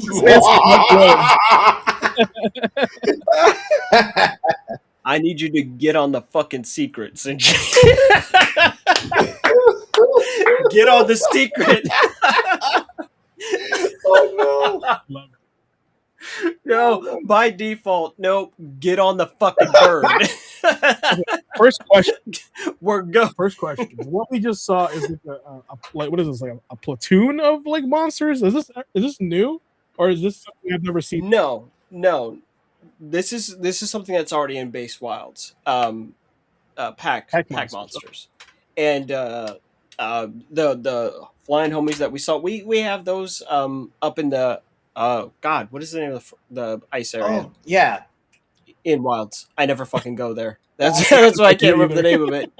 but you're talking about the I'm like, Hirabami. nah. Yes, like the Hirabami. They also herd together like that. Like pack monsters and herd monsters. The Uncut Coup does it, so it's already in there. But they really, really underutilized it at the start, and so they had to actually put in quests, like a couple, to actually just deal with a pack, or deal with an alpha and yada yada yada. Yeah, they really underutilized it. So I think that's their way of telling us that they are actually going to try to follow up on that more in the expansion. Now, the thing that made me jump up and scream, the first of many jumps ups and fucking screams in my house to happen. Are you dying? No, I'm happy. That's my boy, Lao Shan Lung. I love that Elder Dragon. Like, he's my second favorite monster in the entire series. Sounds like we're both eaters in this one. And here's what's cool. I don't speak a lick of Chinese, but I know what his name means. He's an old mountain dragon. That's all it is. Just old motherfucker is his name in Chinese. And the whole reason you fight Lao Shan Lung. Now, what's cool is if you could go back, I'm not sure if you can pull it up, but if you find the original Monster Hunter trailer for the PS2, for E3, it ends on the same shot. That's how we know it's Lao Shan. Oh. And if you look at all the equipment that every single one of those hunters is wearing in this shot, all of those pieces of equipment were available in Monster Hunter 1. I noticed, but I never noticed the shot. Yep. If we can get that pulled up, so I'm really excited. I was clowning on it though. I was like, oh look, Monster Hunter Wild Skyward. Right? I was just being an asshole the whole time. I was like, oh look, Monster Hunter Wilds, Tears of the Kingdom. Like, like you know what? But fuck it, Vertical. That since Monster Hunter 4, what the heck? They have pretty consistently. Oh, yep. See, there you go. Pops out there it real is. Fast, right? There he is. Like, boom.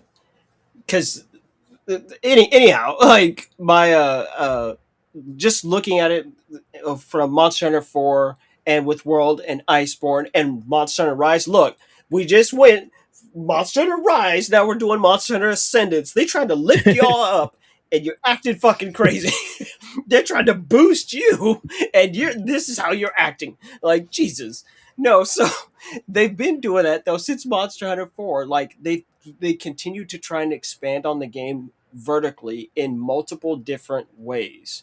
Right? With just Monster Hunter 4, they're like, hey, you could like climb stuff, and you can technically jump off of stuff now and use that as a form of attack. And Insect Glaive made its debut. Like, this is nuts. Right? And then in World, they smoothed that out even further. And so they've just been trying to build more varied terrain. And I'm going, you want to go all the way up there?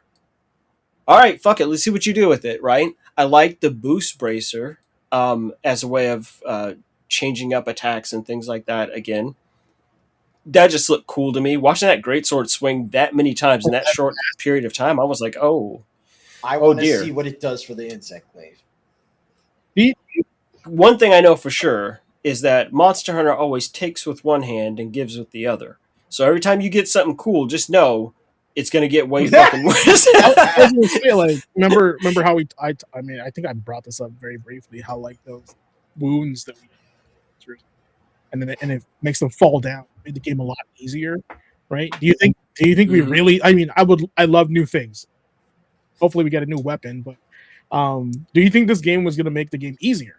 Like, in because it's already like for vets like you, you're like, I don't need more tools. I'm just good enough as it is. I think that here's the general mo in Monster Hunter. Every time they give us a new tool to use, they don't just go, "Hey, here's a new thing," and just drop it in our all apps. They tend to, right? It's not 100%, but they have a tendency to balance that new thing against the whole game and make sure that it's going to interact as properly as they can get away with. It doesn't mean that Monster Hunter games don't have bugs or anything like that's not what I'm saying. I'm saying they definitely put a lot of thought into what they're doing with that. Monster Hunter Wilds got blasted, and I would say to a certain degree, justifiably so, for being too damn easy. That we're at the end now, right? There's not really any more updates coming. We got to wait for Ascendance Mhm. to drop, right? Next year. But they had to put in 10-star fights just so people felt like that they were actually doing Yeah. some work, right? When hunts were going 2-3 minutes tops, everyone's going, what the hell is this? Right? So as an introduction to Monster Hunter, I suppose that's very good for you. But there was a lot of dissatisfaction with how that played out. It wasn't like the focus mode thing. Like we thought that was going to break the game when they went but and they first showed us Wilds. We were like, oh my god, you're just letting people target wherever they want. You're going to absolutely ruin this game. No, not at all, not at all. The things that we thought were going to be great turned out to be terrible. The things that we thought were going to be terrible turned out fucking great, right? But it's like, oh look, hey, you have a secret. Oh, it will just automatically go wherever, and people are going, I don't really have to learn the maps now because the secret just takes me everywhere, so I don't Yeah, think about like a it. It's taxi, like, basically. oops, right. We got a built-in bird Yep. Uber. Fuck, why would I pay attention to the map, right? Whereas at least in Monster Hunter Rise, when we had the Palamutes, we had to drive, right? So we needed to know the map and look around and study the terrain and know the field and all that. You just don't really have to do that in Wilds. So, like I said, sometimes they do good, sometimes they do bad, but every time an expansion comes around, they have a strong tendency historically, right? Like I'm talking, you can go all the way back to Monster Hunter 3 and 3 Ultimate. They pay attention to the feedback that they get from the audience, and they really take it to heart.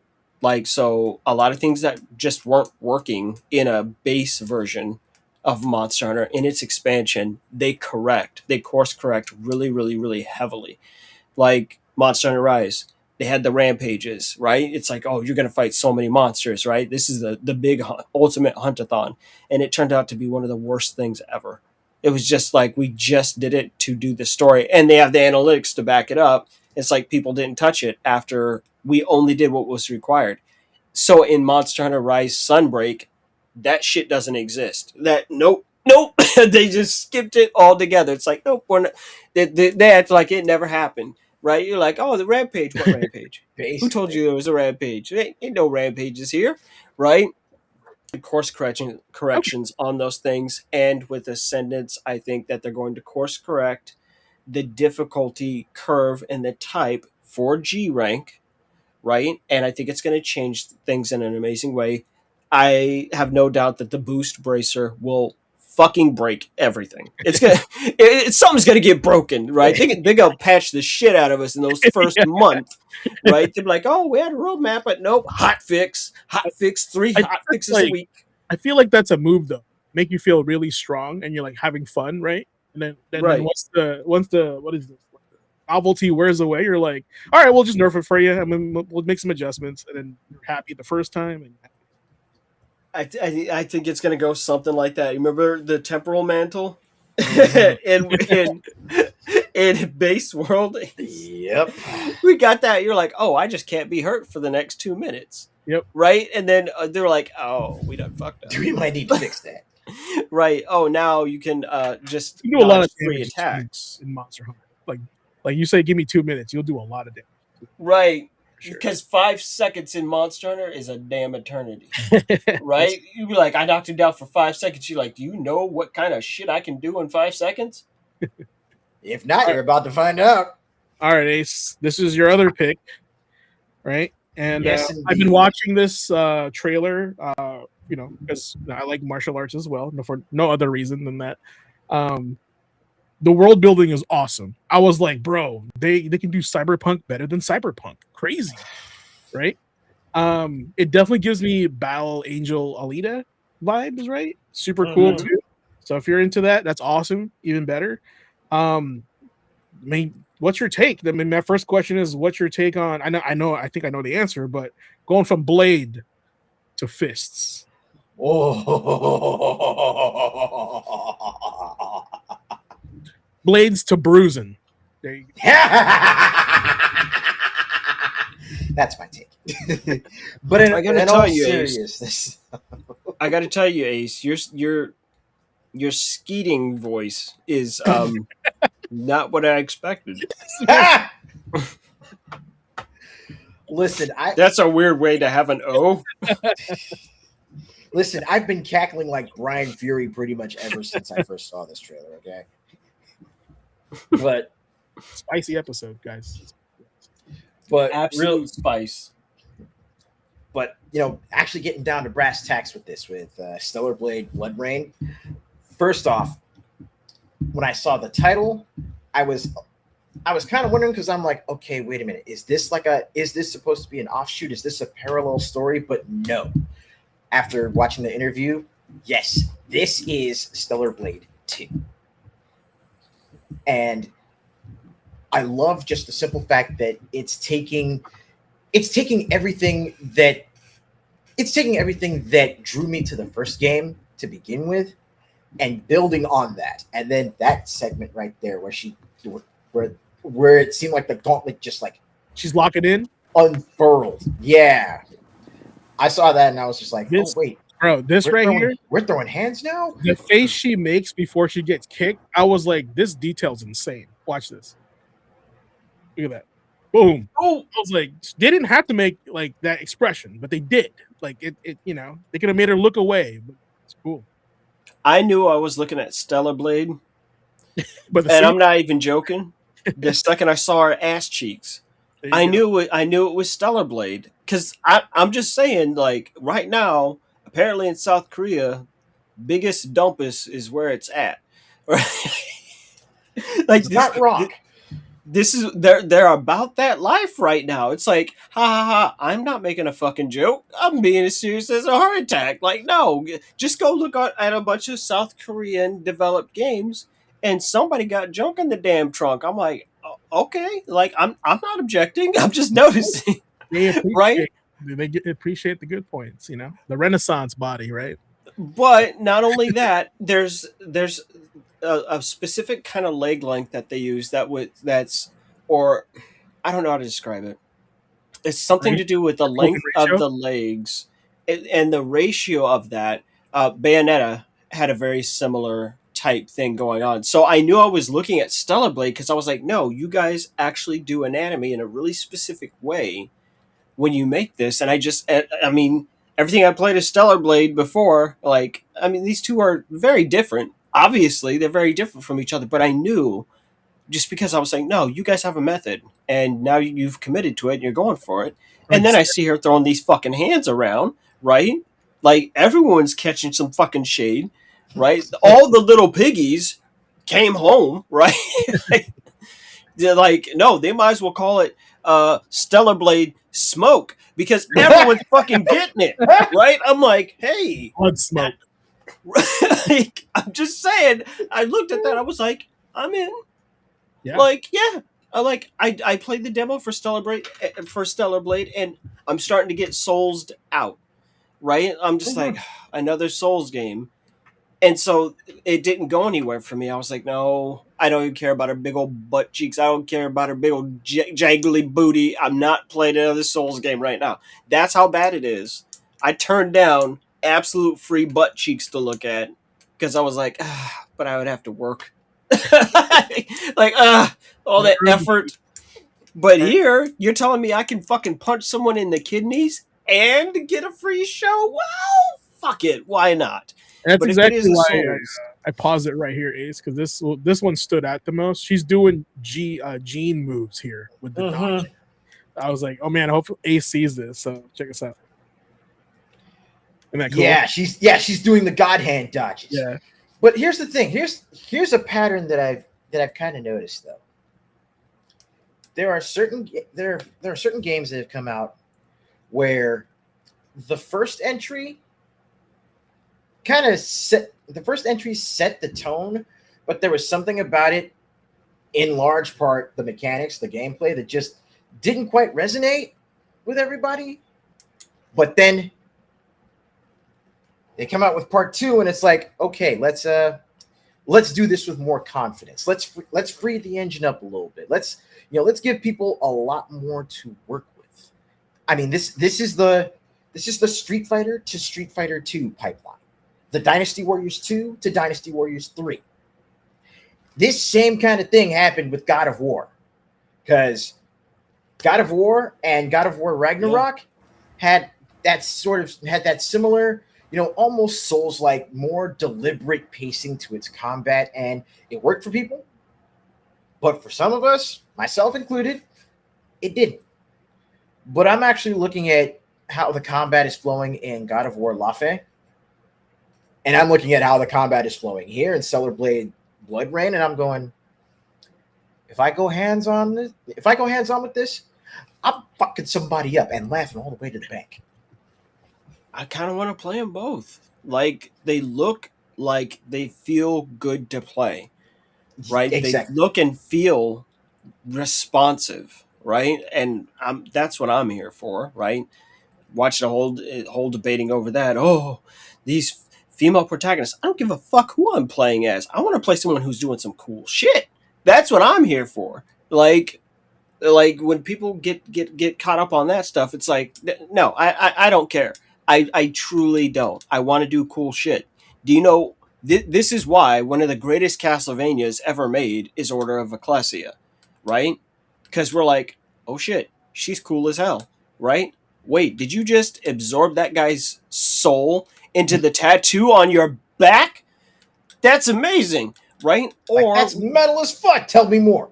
Right. Or Bloodstained coming out. Oh, who objected to playing as Miriam in Bloodstained? Fucking nobody. That's who. Right? You know why? Because she has an amazing tattoo right on the top of her titty. Right? That's also killing her. And you're like, I love and hate this at the same time. Please tell me more. Right? And next thing you know, who is it that was pursuing her throughout the castle, Ace? Zangetsu, a.k.a. Solid Snake, David Hayter. Ding! Right? Everybody showed up for that because it's a fucking fun game. That's why. Because you're doing cool shit in the game. Anyone that, you know what? I'm calling everyone's gamer cred to the table right now. World over. Doesn't matter. Right? The only thing that truly matters in a video game is whether or not you're doing cool shit. You know what? If you're like, what? What are you talking about? If your ass is playing Tetris and you form a Tetris, that's cool shit, right? You have control of the situation. If your ass is playing Dr. Mario and the next thing you know, you set up a pill drop combo that kills 20 viruses, guess what? You're doing cool shit. Right? If I'm playing a game, they go, we want you to take this big ass sword that's bigger than you. I said, uh-huh. They're like, we want you to go out there and we need you to kill that big ass frog. Uh-huh. Right? And you murder a gigantic frog with a sword bigger than you in Monster Hunter. You're doing cool shit. Right? Listen, I only recently learned about Mario's Picross. Right? I started playing that shit and it turned into a thing. I had more women tune in for that stream than I've ever had in history. They showed up. I was like, I do not understand. It's like, wait. I started to get it. They said, he's in. Wait a minute. I'm making fucking pictures by guessing shit out. Oh, wait. I did. I made a picture. That's cool shit. That's what all video games require. Cool shit. Right? The definition of cool shit, that's what's different. Right? That's the whole thing we can debate all day. long about, right? But the fact of the matter is, God of War looks like they're doing cool shit. I mean, it's weird that you're running around with the Jello mold, but you know what? We'll get into that later. Yeah, No, and, no, and I feel like it's not weird. You want to know why? Because there's Dude. always room for Jello. That's All right, true. He's got me. He got me on a technicality, Honor. ding, ding, ding. I Here's the rest my thing, too, like, we case. don't know if that Jello or that cube will be around for the whole game yet. Like, it may turn into something. Like, it's just the first intro that we get, so we don't know. There I is mean, speculation that that's like an allegory for the Lady of the Lake and the Sword in the Stone, because she grabs the sword from the water, right? And you know, there's a lot of like mythology behind it. I'm just saying they better make sure that it stays a PS5 exclusive, because if they put it on PC, someone will make that into a Jello mold. They will like put like fruit in there and shit. They'll probably make it the Kool-Aid Man, you know, like with the sword stuck inside him. You know, There will be many mods in this yeah. regard. Why? Because the internet can. We have so much right. unemployed modders. There's a lot going on back then. All right, I And they know. ain't got shit else to do. Yeah, Go ahead. and they do a good job too. And to be honest, I'm impressed with some of the modding in the modding community out there. Guys, we only have 2 hours, and I wish we had more. But I wanted to kind of end the stream on a game that I think all three of us are looking forward to playing. Yes. And you guys have been streaming actually number 2 of this like consistently.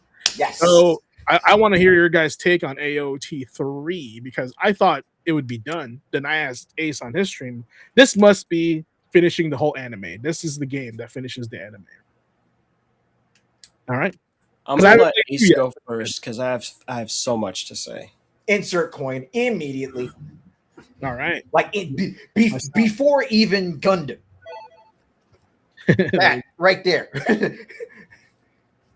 Like, listen, like I had sat down, started getting back to playing Attack on Titan 2, just because, you know, back in June, as I was, you know, doing my not back in June, back in May, as I was doing my you know, month-long Muso May stream-a-thon, you know, I jumped into Attack on Titan because it's one of the most interesting Muso format titles I have ever sat down to play, because they literally took it and flipped it on its head.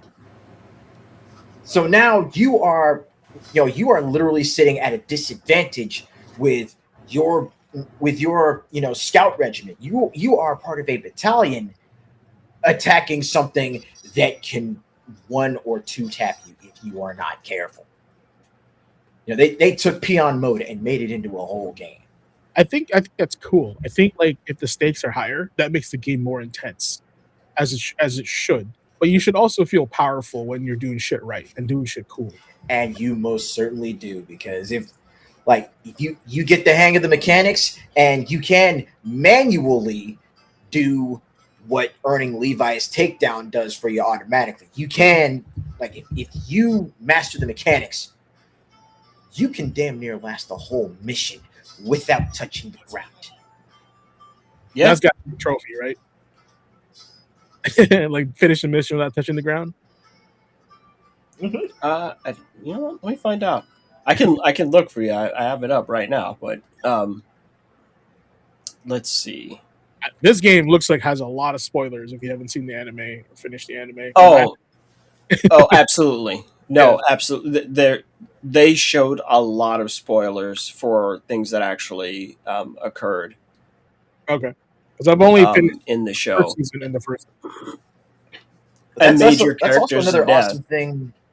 Like, that's also another awesome thing about the Attack on Titan games, though, because I mean, again, I couldn't really sit down and watch the series. I stopped at like episode 8 in the first season, but it's a damn good Cliff's Notes version if you sit down and play the games, especially Final Battle. Yeah, they are good. They are actually, that's a great way to describe both AOT and Attack on Titan 2. They're great cliff notes. You're like, I want to know what's going on in this story, but I don't want to get too fucking invested, right? Like, you're just like, what's this? What's the scoop? What's the skinny? They're accurate tellings. I mean, yeah, sure. They, get rid of the fun character, little quirks, and the side stories and all that. They stick to the fucking plot, right? And they follow it through well. Um, Ace, you were playing Ken's Rage 2 not too long ago, correct? Right? And this is something that I've been explaining to people. When Ken's Rage came out, right, on the PS3, they were like, yes, this is a perfect format for a Muso. I'm like, that's true. A lot of people get just absolutely obliterated in Fist of the North Star, so this works, right? But it was kind of slow, and the general flow was kind of clunky. It was slower, like previous Dynasty Warriors games, but they actually took the feedback. They heard us loud and clear. They were like, this kind of needs to get sped up. Like, no, because these missions take forever and it doesn't feel responsive and any of this other stuff. So they sat down and they released Ken's Rage 2, kind of like Monster Hunter, kind of like an expansion of this, except it covers the entire manga. From the start of Fist of the North Star all the way up to the very end, time skips included. It is robust. It is the complete experience. It's the complete story, right? So Attack on Titan has been following that format. I mean, this is the third game, right? They did the first game, but you just played as the primary cast of the show. That was it. That was just how it went, right? And it's still a blast, right?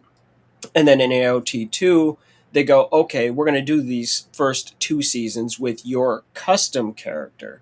And then for the third season, right, we're pushing it back to the actual primary cast of the show, right? And of course, the AOT 3 here is the damn end. Or to give context for people, the game Attack on Titan 2 goes pretty much all the way up to the point where Thunder Spears show up. If you don't know what a Thunder Spear is, well, you're going to find out, right? But that's basically where they get to. So no, like here, the trailer that they show here, it has plenty of moments preceding people's deaths. Like, I'm like, oh no, I know that exact moment. Like, they really captured it. They've captured it here, right? And I just hope that it is as robust as Attack on Titan 2 Final Battle is. Because that's an expansion, right? On top of the base game. And just for funsies for people, this is a really expensive game now. Attack on Titan 2 Final Battle? Oh, you paying a minimum of $80 for that. Minimum. Like, you're like, what? Yes. It's a life. Like, it's nuts. No, it's just that the value has gone up dramatically since it released. My question for you guys is also, like, I noticed, like, wasn't the first game more like CG cell shading, or am I just like imagining that? Yeah, they're very cell shaded. Yeah. Okay, like this one's kind of leaning towards more like higher res, like polygons. Like, has the art style changed in the gameplay in the 2? And then this one looks like it's a little bit more like, you guys remember Jump Force? Uh-huh. It's starting to look like Jump Force versus like the 2D flat character art. You guys have any thoughts on that, or like preference? I think it just reflects the technological changes. That's that's what I see. I mean, remember AOT 102 and 2 came out on the PS4, and now that we're putting this out on modern hardware, I think they're just trying to reflect on that and show, oh hey, remember, we're Omega Force, we do cool shit, right?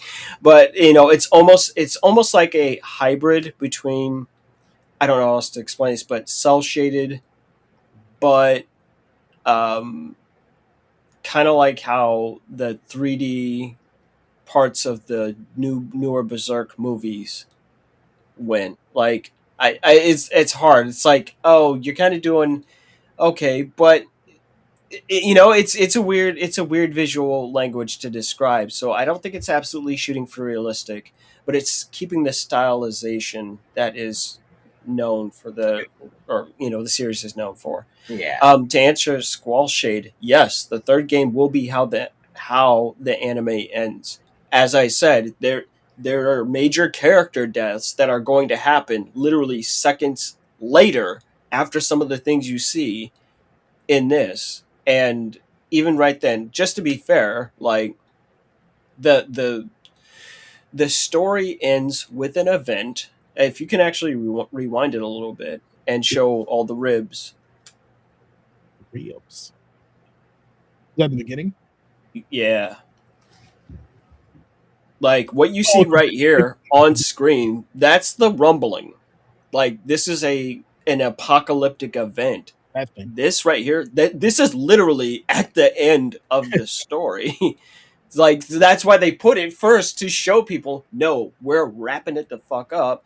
And I believe it even states in the trailer, it covers the whole thing.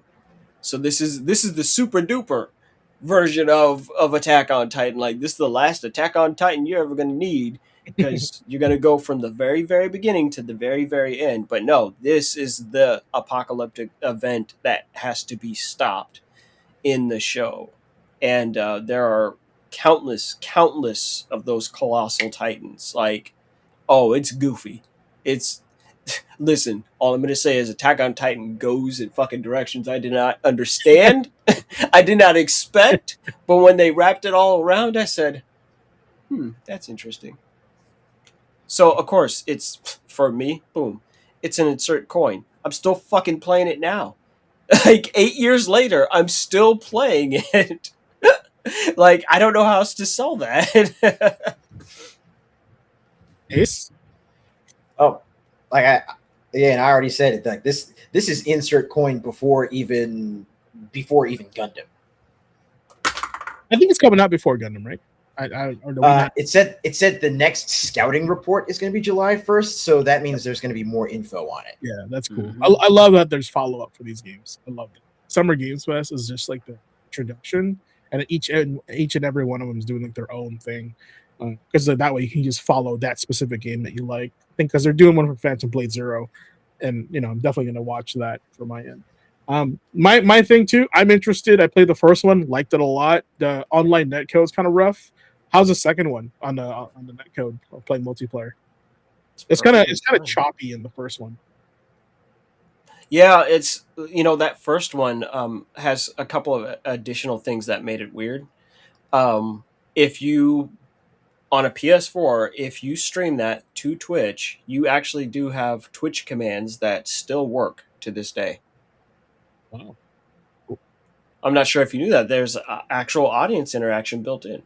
Is that for both, first or second one, or just for the first game? Just for the first game. So, like, your Twitch UI will actually change, and people can give you more gas, or give you more blades, or give you a temporary attack boost. Yeah. Towards Titans, like, oh no, like, so when you start running out of supplies and shit, so that constant calling and back and forth obviously makes that netcode not the most stable. Right, yeah. It's going in a lot of directions at once instead of just focused on from this player to that player, right? Okay. And this one is better, or for Attack on Titan 2 significantly. Except I keep trying to get Ace to get in there with me so we can go whoop some ass and get some money, but he just won't show up. I'm like, come on, let's go do it, man! Like we ain't got time. Got pull up, man. There's a lot at stake. Look at this shot. This is some great. Love that. It's probably in the anime, and it's probably scary as hell. Yeah. But yeah. What do you mean? What is probably the anime? Like, no, this scene right here, the way it was shot, is probably the same shot in the anime. Yes. Like, and it's probably just as scary as it is. What I'm watching right now. It's far scarier. Yeah. It's there's a lot of meat on the screen right now. It's scary and it's beautiful in equal measure when you see it all as the scene is played out. You're like, that is actually kind of amazing. Like, there's just a moment where Hanj is, because that's who's in that screenshot. Hanj is just beyond herself. Like, yeah. Wildest dreams. She's just like, this is amazing. Amazing to see. The time of her life right now. Oh no, she's juiced the fuck up, man. You'd be like, oh, she need to chill out. All right. Well, I mean, that's bringing us to the end here because we're about to hit our 2 hour mark. But yeah, I want to hear everyone's takeaways on this show. I know we kind of started in the beginning, but looking forward to just like wins, anything like that that you guys took away from the show. Yeah, I have some honorable mentions that I don't think they're worth like a whole big discussion, but things that stood out for me that are definitely like just straight up insert coins, right? In fact, could you put in like five? Put in five right now. Just click, click. There we go. So both Wolf Among Us, There you go. the remaster, and the sequel, because no, that's me and my wife's game. Like, I didn't know anything about Fables. She had been reading Fables for a while. I was like, what the fuck is this? She's like, you got to play that Wolf Among Us. I played that. I was like, this is the tightest shit I've ever seen. Agree. Right? So I got to get both. It's just boom, by default, right out the gate. It's not even a question. Dragon's Dogma 2 Dark Arisen was just announced. So that kind of Shocked the surprised shit the out of hell me. out of right? Like, oh, you following it up. Okay, let's see what happens. It's like, all right. And just like with Monster Hunter, guess what? With Dragon's Dogma, they kind of used Dark Arisen to do some corrections. And Dragon's Dogma 2 had a rough go at launch out the gate. And I believe the director is no longer at Capcom. Is that correct? Yeah, he That's left. correct. Yeah. Right. So someone else is in charge. All right, what you gonna do with it? Right. That's what I'm interested to see. I'm going, huh? Okay, I got to do that. Um, Guild Wars 3 shocked the hell out of me, but it's been about 14 years. Yeah, Guild Wars 2 came Oh. out 14 years ago. I just only in this moment realized that. I was like, oh wow, no, it's been out. I was like, I'm like, why are you putting out a sequel? It's barely been out. No, that was a hot ass minute ago. So hey, hat tip to ArenaNet. I mean, you've put out 2 MMOs that you charged a one-time fee for, and for some way, shape, or form, the internet or not the internet, the company hadn't collapsed. Whatever you guys are doing with your money, keep doing it. Yeah. You're doing. They must be stuffing it in the fucking mattresses or something. I don't know what they're doing, but they're clearly doing something that other companies can't. And I'm interested. I was there for the release of the first Guild Wars. I was there for Guild Wars 2. I'm gonna show up here as well. It's just the same thing. So those are the big ones for me. We already talked about Wolverine. Come on, it looks great. Yeah. You know, Rockstar's about to start taking up our time, right? And everyone's having to move their game release schedules. They're going, hey, whatever you do not put your shit out in November. Why? It'll be a bad time. Don't do it, right? You need to put your game out in March. You're like, why March? You're like, because that's when most people have done their taxes and they probably have finished playing through the story of GTA 6. Let's just move our releases, right? Everyone's getting smart. So we're all going to play GTA 6. No one should fucking stream GTA 6 because everyone's going to be playing and streaming GTA 6. Just go get it, play it, enjoy it for your fucking self. I actually thought that the Final Fantasy VII Revelation Resonance. actually had my it had my attention. It had my attention just because of the fucking airship. Oh, I'm like like, the third one. Oh, never mind. Yeah, he's talking about Revelation. Okay. And yeah, Yeah. that one's one of my honorable mentions too. Because the airship, number one, Sid, number two, and number three, I'm just glad they are finally finishing it. like They are good for them. finally finishing it. They sat down, set out to do. It's like they finished what they set out to do. My only hope is this, just one. I'm not touching Revelation until I have the game complete Right. in one box. Like I skipped the second, I skipped Intergrade. Nope. I really did not enjoy Remake. Even though the demo really impressed me, but just getting later on into it, I just started to detest my time with it, right? And it's not like, oh hey, here's some additional like no, I liked what they added to Midgar, right? And they gave it more character, more life, more story. You know, that whole had to go to Jesse Raspberry's parents' house. That Mhm. was it. That was really interesting. There were a lot of interesting things. My gripes are purely about how combat went down. Like, but no, they look how they have always looked since Advent Children, and the visual presentation was well, but I just was not impressed gameplay wise, and I was just mostly frustrated and upset that why they would try to change it like this, not understanding that sometimes the best burger is just a bun and some fucking meat. Like, I think they overcomplicated it, but it looks like they as I understood it, they kind of learned some lessons along the way, They did. right? And so with the complete version, and when they're, they can just, I'm sure that's going to be a very expensive box, but when they get around to that point, I'll want to play it all together and see how I come away from that. It'll have to be balanced in a really different way. I just think things could be extremely interesting. So that, yeah, those are the biggest ones for me. We already covered all the other ones with the rest of the insert coins, but I just wanted to point those out. Awesome. Right. And There's a lot. There's a lot in the show. Yeah. Go ahead, Ace. my honorable mentions, like outside of Final Fantasy VII Revelation, I think I have like two other honorable mentions that I'm definitely going to be keeping my eyes on. The first of them being Castlevania Belmont's Curse. Yeah, I am actually interested in seeing what they do with that, especially with Igarashi not being at not being at Konami. So how are they going to follow up the Metroidvania formula from Igarashi? But also, just to make it nice and quick, TMNT: The Last Ronin. We didn't get a lot of gameplay from that, right? From what I noticed. We didn't get a lot of gameplay from that, but I'm definitely interested in seeing more. I want to see what Platinum Games has done with that, because let's face it, no matter what your opinion may be on their games, on Bayonetta or Metal Gear Rising, the fact of the matter is, mechanically, these games feel good to play. Yeah. And if we're getting something that's up to Platinum Games' usual standard with The Last Ronin, with that story, man, I want to see more. Okay. That was one of my picks too. My other pick was Star Wars Zero Company, because all I heard was Star Wars with XCOM, and I was like, "Fuck, I'm in. I love that." That's all he had to say.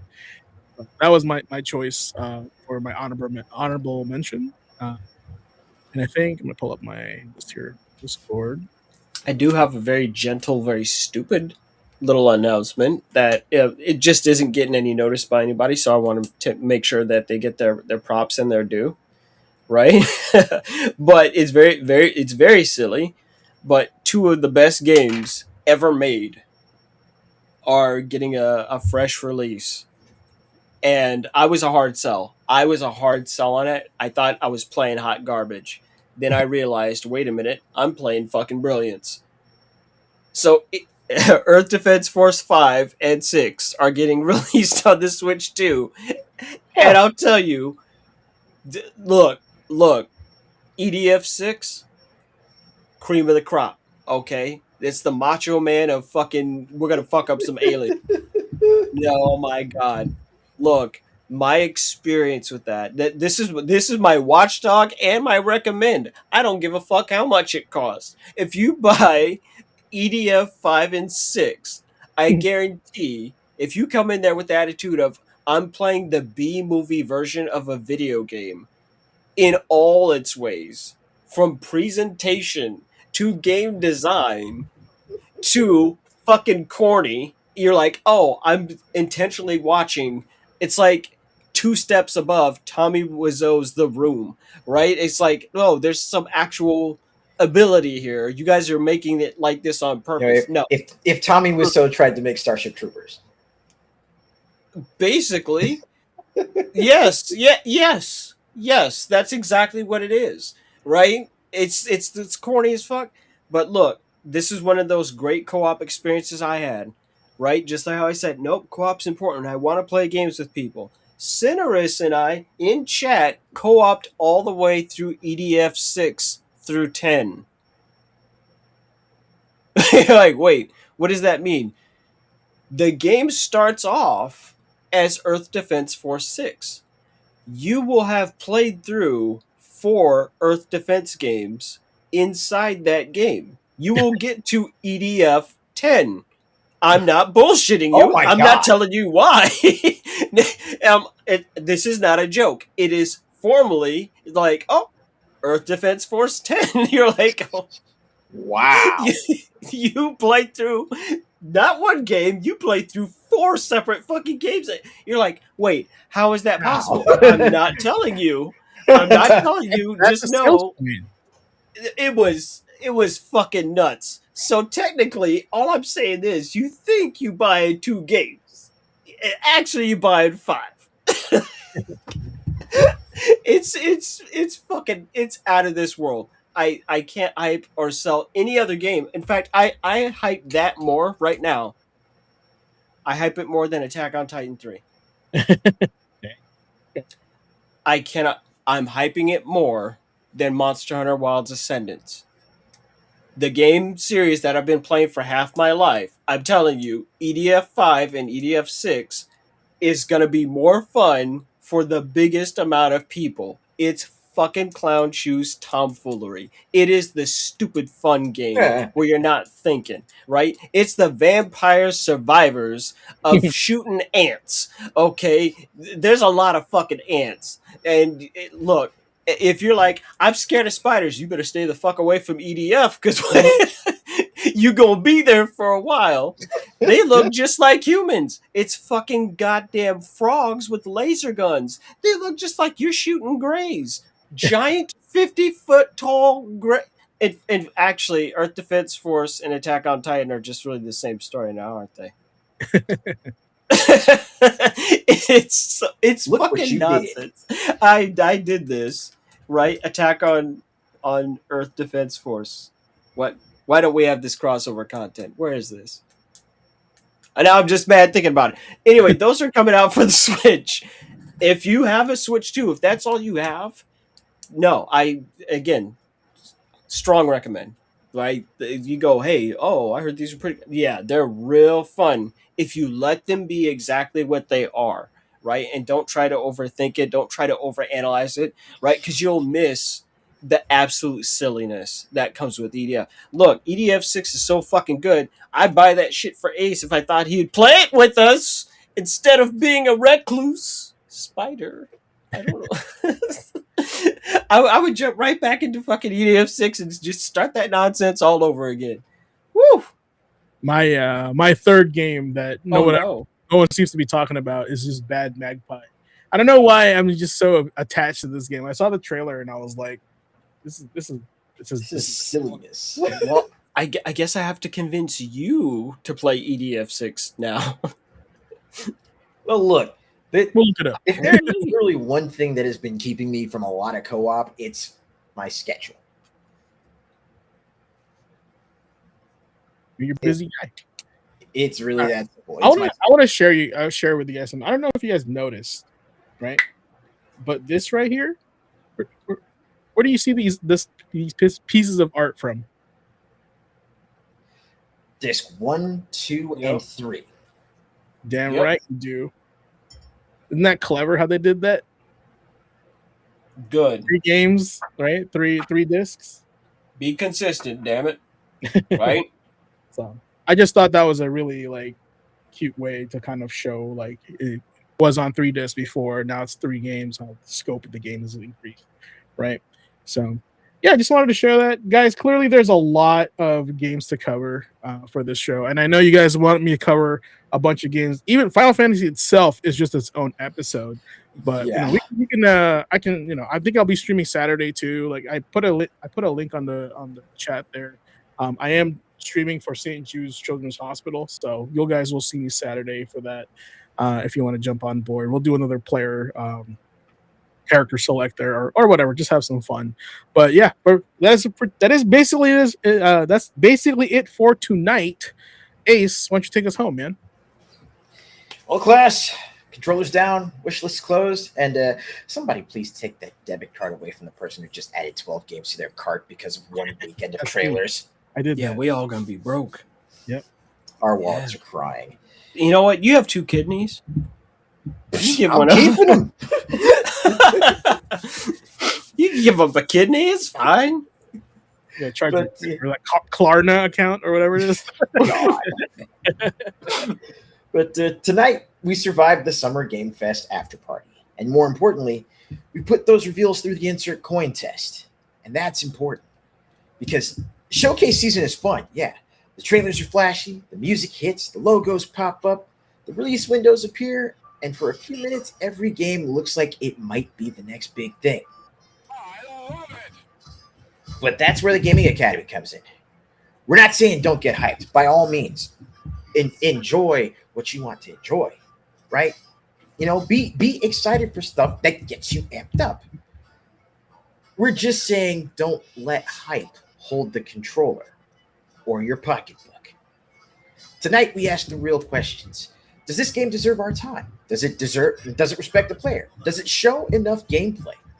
Is it giving us something real or just running on nostalgia and presentation? Is this a day one play? Is this a wait and see? Or is this something we can safely let pass? That's what Insert Coin is all about. It's not just about spending money. It's about spending attention, spending energy, spending time. And if gaming has taught us anything, it's that every coin counts. Some games earned an Insert Coin tonight. Some games got to wait for a continue because we see the potential, but we need more before we commit. And some hit the game over screen, at least for now, because not every trailer earns a spot in the rotation. And keep in mind, we're just three guys on the internet. Our opinion, our viewpoint on various games, it's our own. But we're bringing you the information so that you can make an opinion, you can make a decision for yourselves. Because it's not about killing excitement, right? The verdict isn't about killing excitement. It's about playing with intention. You start with your why. You start with why you want to sit down and give your attention to this game in the first place. You choose your focus. You play by feel, not FOMO. Doing that helps protect your wallet. You set your win conditions. You reflect and adjust on what you've played, on what you've seen. And not only do you protect your wallet, but you protect your time. That formula doesn't just apply to the games we already own. It applies to every game trying to earn our attention next. So, as the dust from SGF settles, you got to ask yourself, what am I really excited for? What am I actually excited for? What do I need to see more of? What can wait?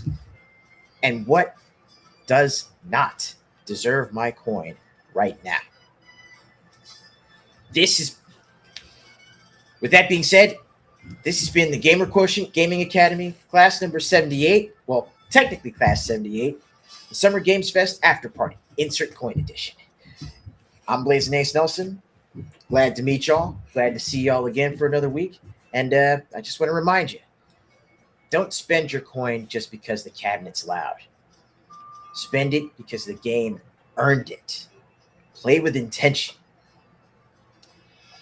And on that note, we hope to see y'all back here next week for another session. Until then, do us a favor. Take care of yourselves and each other. Class dismissed. Mission complete.